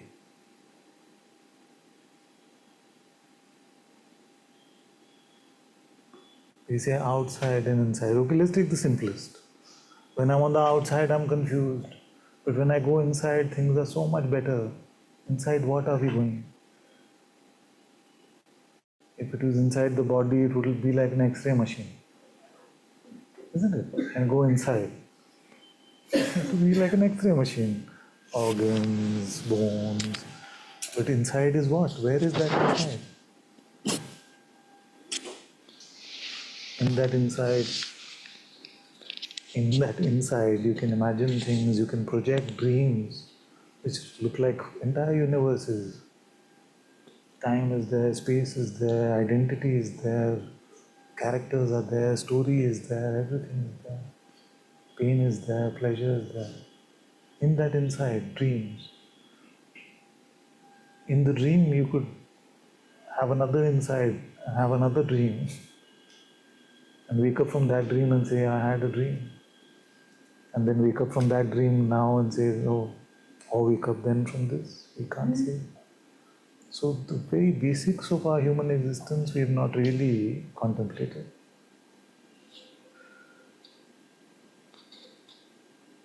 What is that space in which we experience mountains and rivers and time, and it all vanishes, and we say, yes, just in my mind.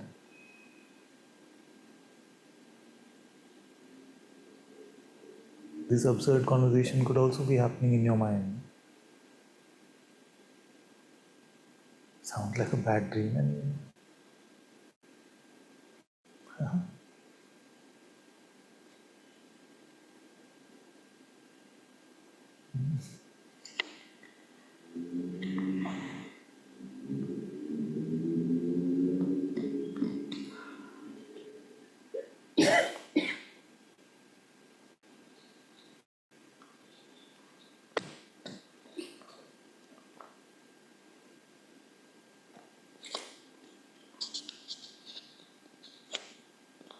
in which light is all of this perceived? In whose light is all of this perceived?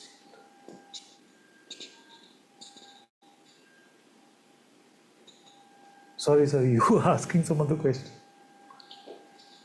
Done? I didn't get the answer, but I got the answer. Yeah. So we come to satsang, we have seen that this is the truth. And you have to not believe that mind. But sometimes it feels like we are not just fighting our mind, but our family's mind, their logic, their friends' minds, work mind. So somewhere it becomes very dull. How do we should we keep very away? Tough? Yes, it becomes very tough. It's not just us, our mind. Only that is only not happening, but families, logic, their mind. In fact, if they are against this spirituality, then it becomes even more tough. So let's take a live example. So you remain in the no mind. I'll play your family. Okay? Okay. Ready? Pakka remain in the no mind. I don't want to cause you additional suffering. Okay. So you're too young for all of this. You should get serious about your career. You should make sure that you have a family, do your responsibilities, then do all of this stuff. And what are you finding anyway? You still get angry, still get upset. What is the point of all of this? And what is most important, I'm not saying don't do it. You must do it. But you're old enough to realize the priorities of things. You must balance things out, do things properly. How much do you want us to explain to you? Sound familiar? So what happened if you were in the no mind?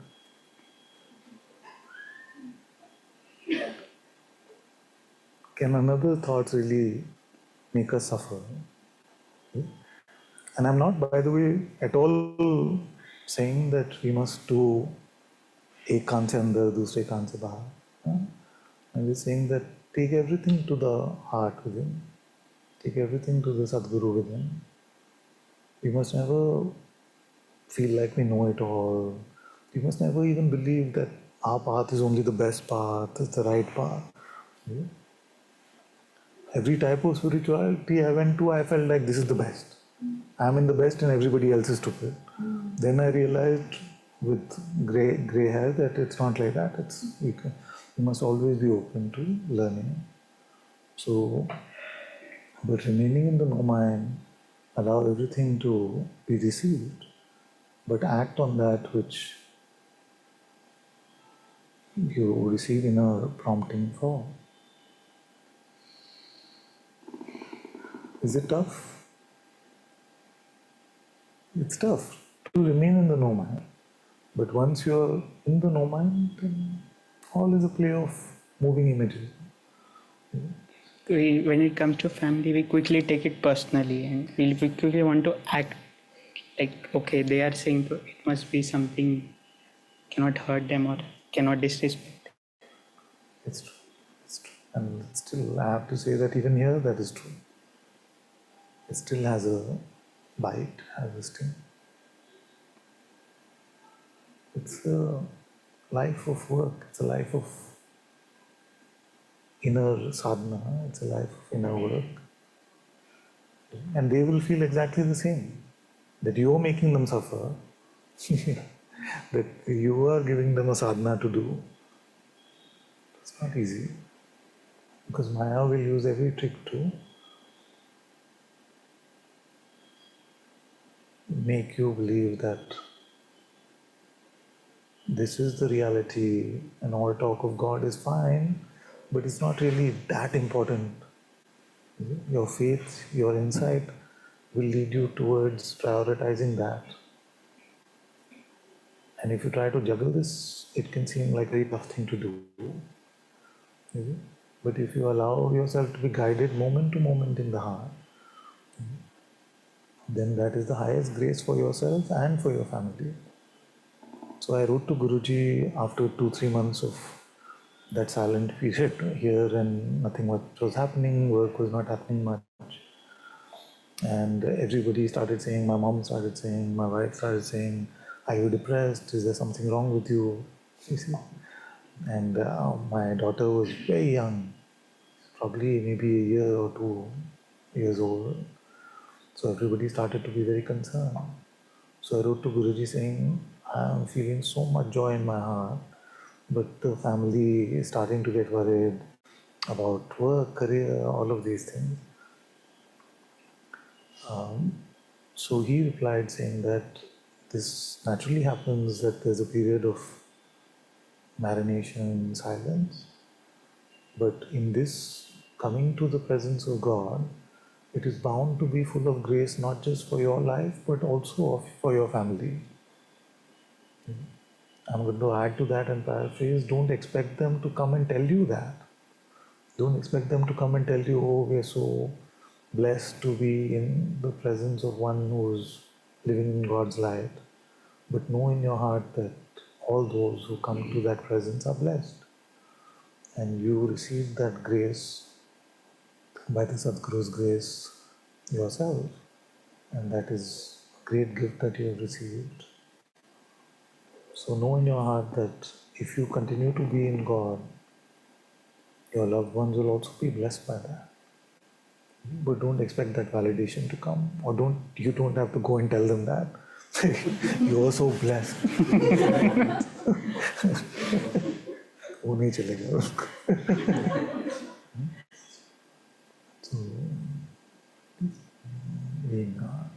But also keep an openness in hearing your parents and things like that, in the sense that don't just naturally discard. Thank you. But to answer the question the more direct way, others' thoughts cannot bother you. It's only your own.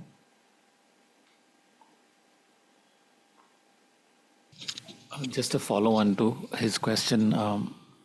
I've encountered, like everybody has, these types of situations with other people, and it's like your question you asked in the beginning was, what's happening in this room, or what is this? We can't explain that.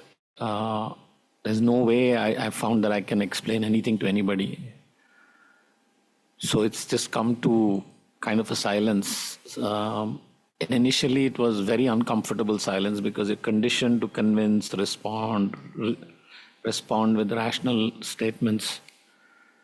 Now that's just gone. It is just not my, I don't know who, but that being is not even interested in an explanation. But it's a huge relief.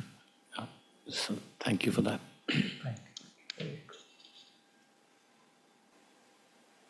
It's awkward for a moment when someone asks me, what do you do? This is that too. These days I've started saying that I'm trying to turn people to God away from the ego. But for many years I used to talk about my other work and things like that, but not my main work. What do kids say about what you do? Huh? What do kids say about what you do?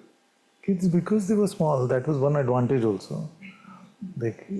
So it was not a sudden transformation for them, so they know very much. Now, Huh? now what they say? What do they say about it? What do you do? What my father does? What do they say? I don't know actually. Baba. I don't know. They probably make some fun of me, it's true. Yes.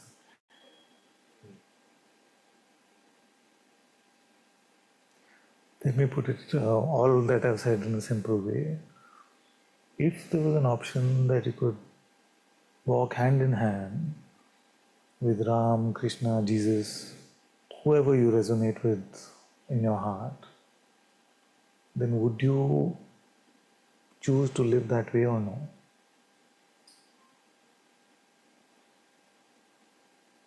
So I'm telling you that that option is completely true, although it may not be in the way that we think, but the relationship is even more intimate than that, even more close, even more heartfelt than that. That is basically the essence of what I'm saying. And I'm just pointing to the things which block us from that. Which block us from that vision. And which encourage us to live in this way. So both ends of the spectrum. Can I force any of you? Of course not. Do I want any of you to believe me? Not really. Don't believe, but explore for yourself. Contemplate if there is a possibility this could be true. Otherwise, feel free to write me off as a complete madman and fool. It's no problem in that.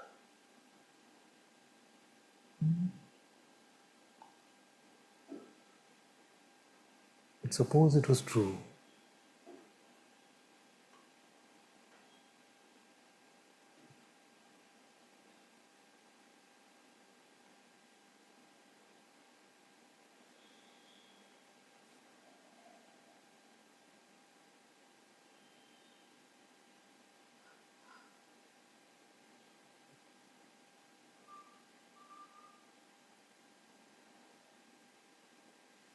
And what is the simplest way in which I can explain what needs to be done to come to this? Walking, being in God's light is to be empty of the me. The lane is too narrow, gali hai sakri. If there is me, there cannot be God. If there is God, there cannot really be a me.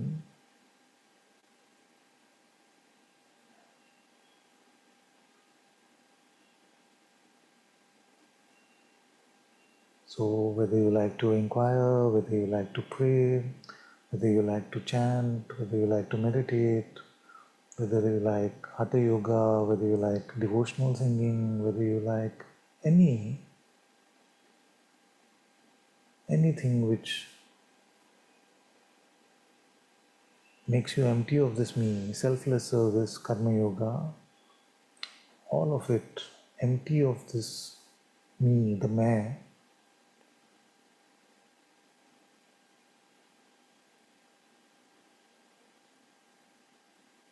then we leave the lane empty for God.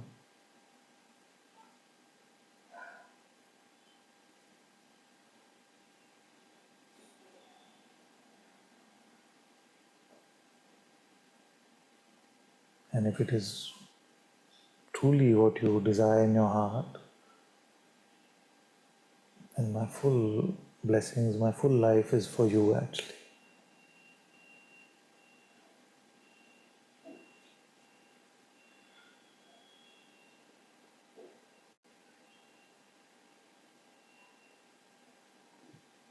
So may this be the year that all of you deepen in your love for God, deepen in your commitment to spend your life in His light.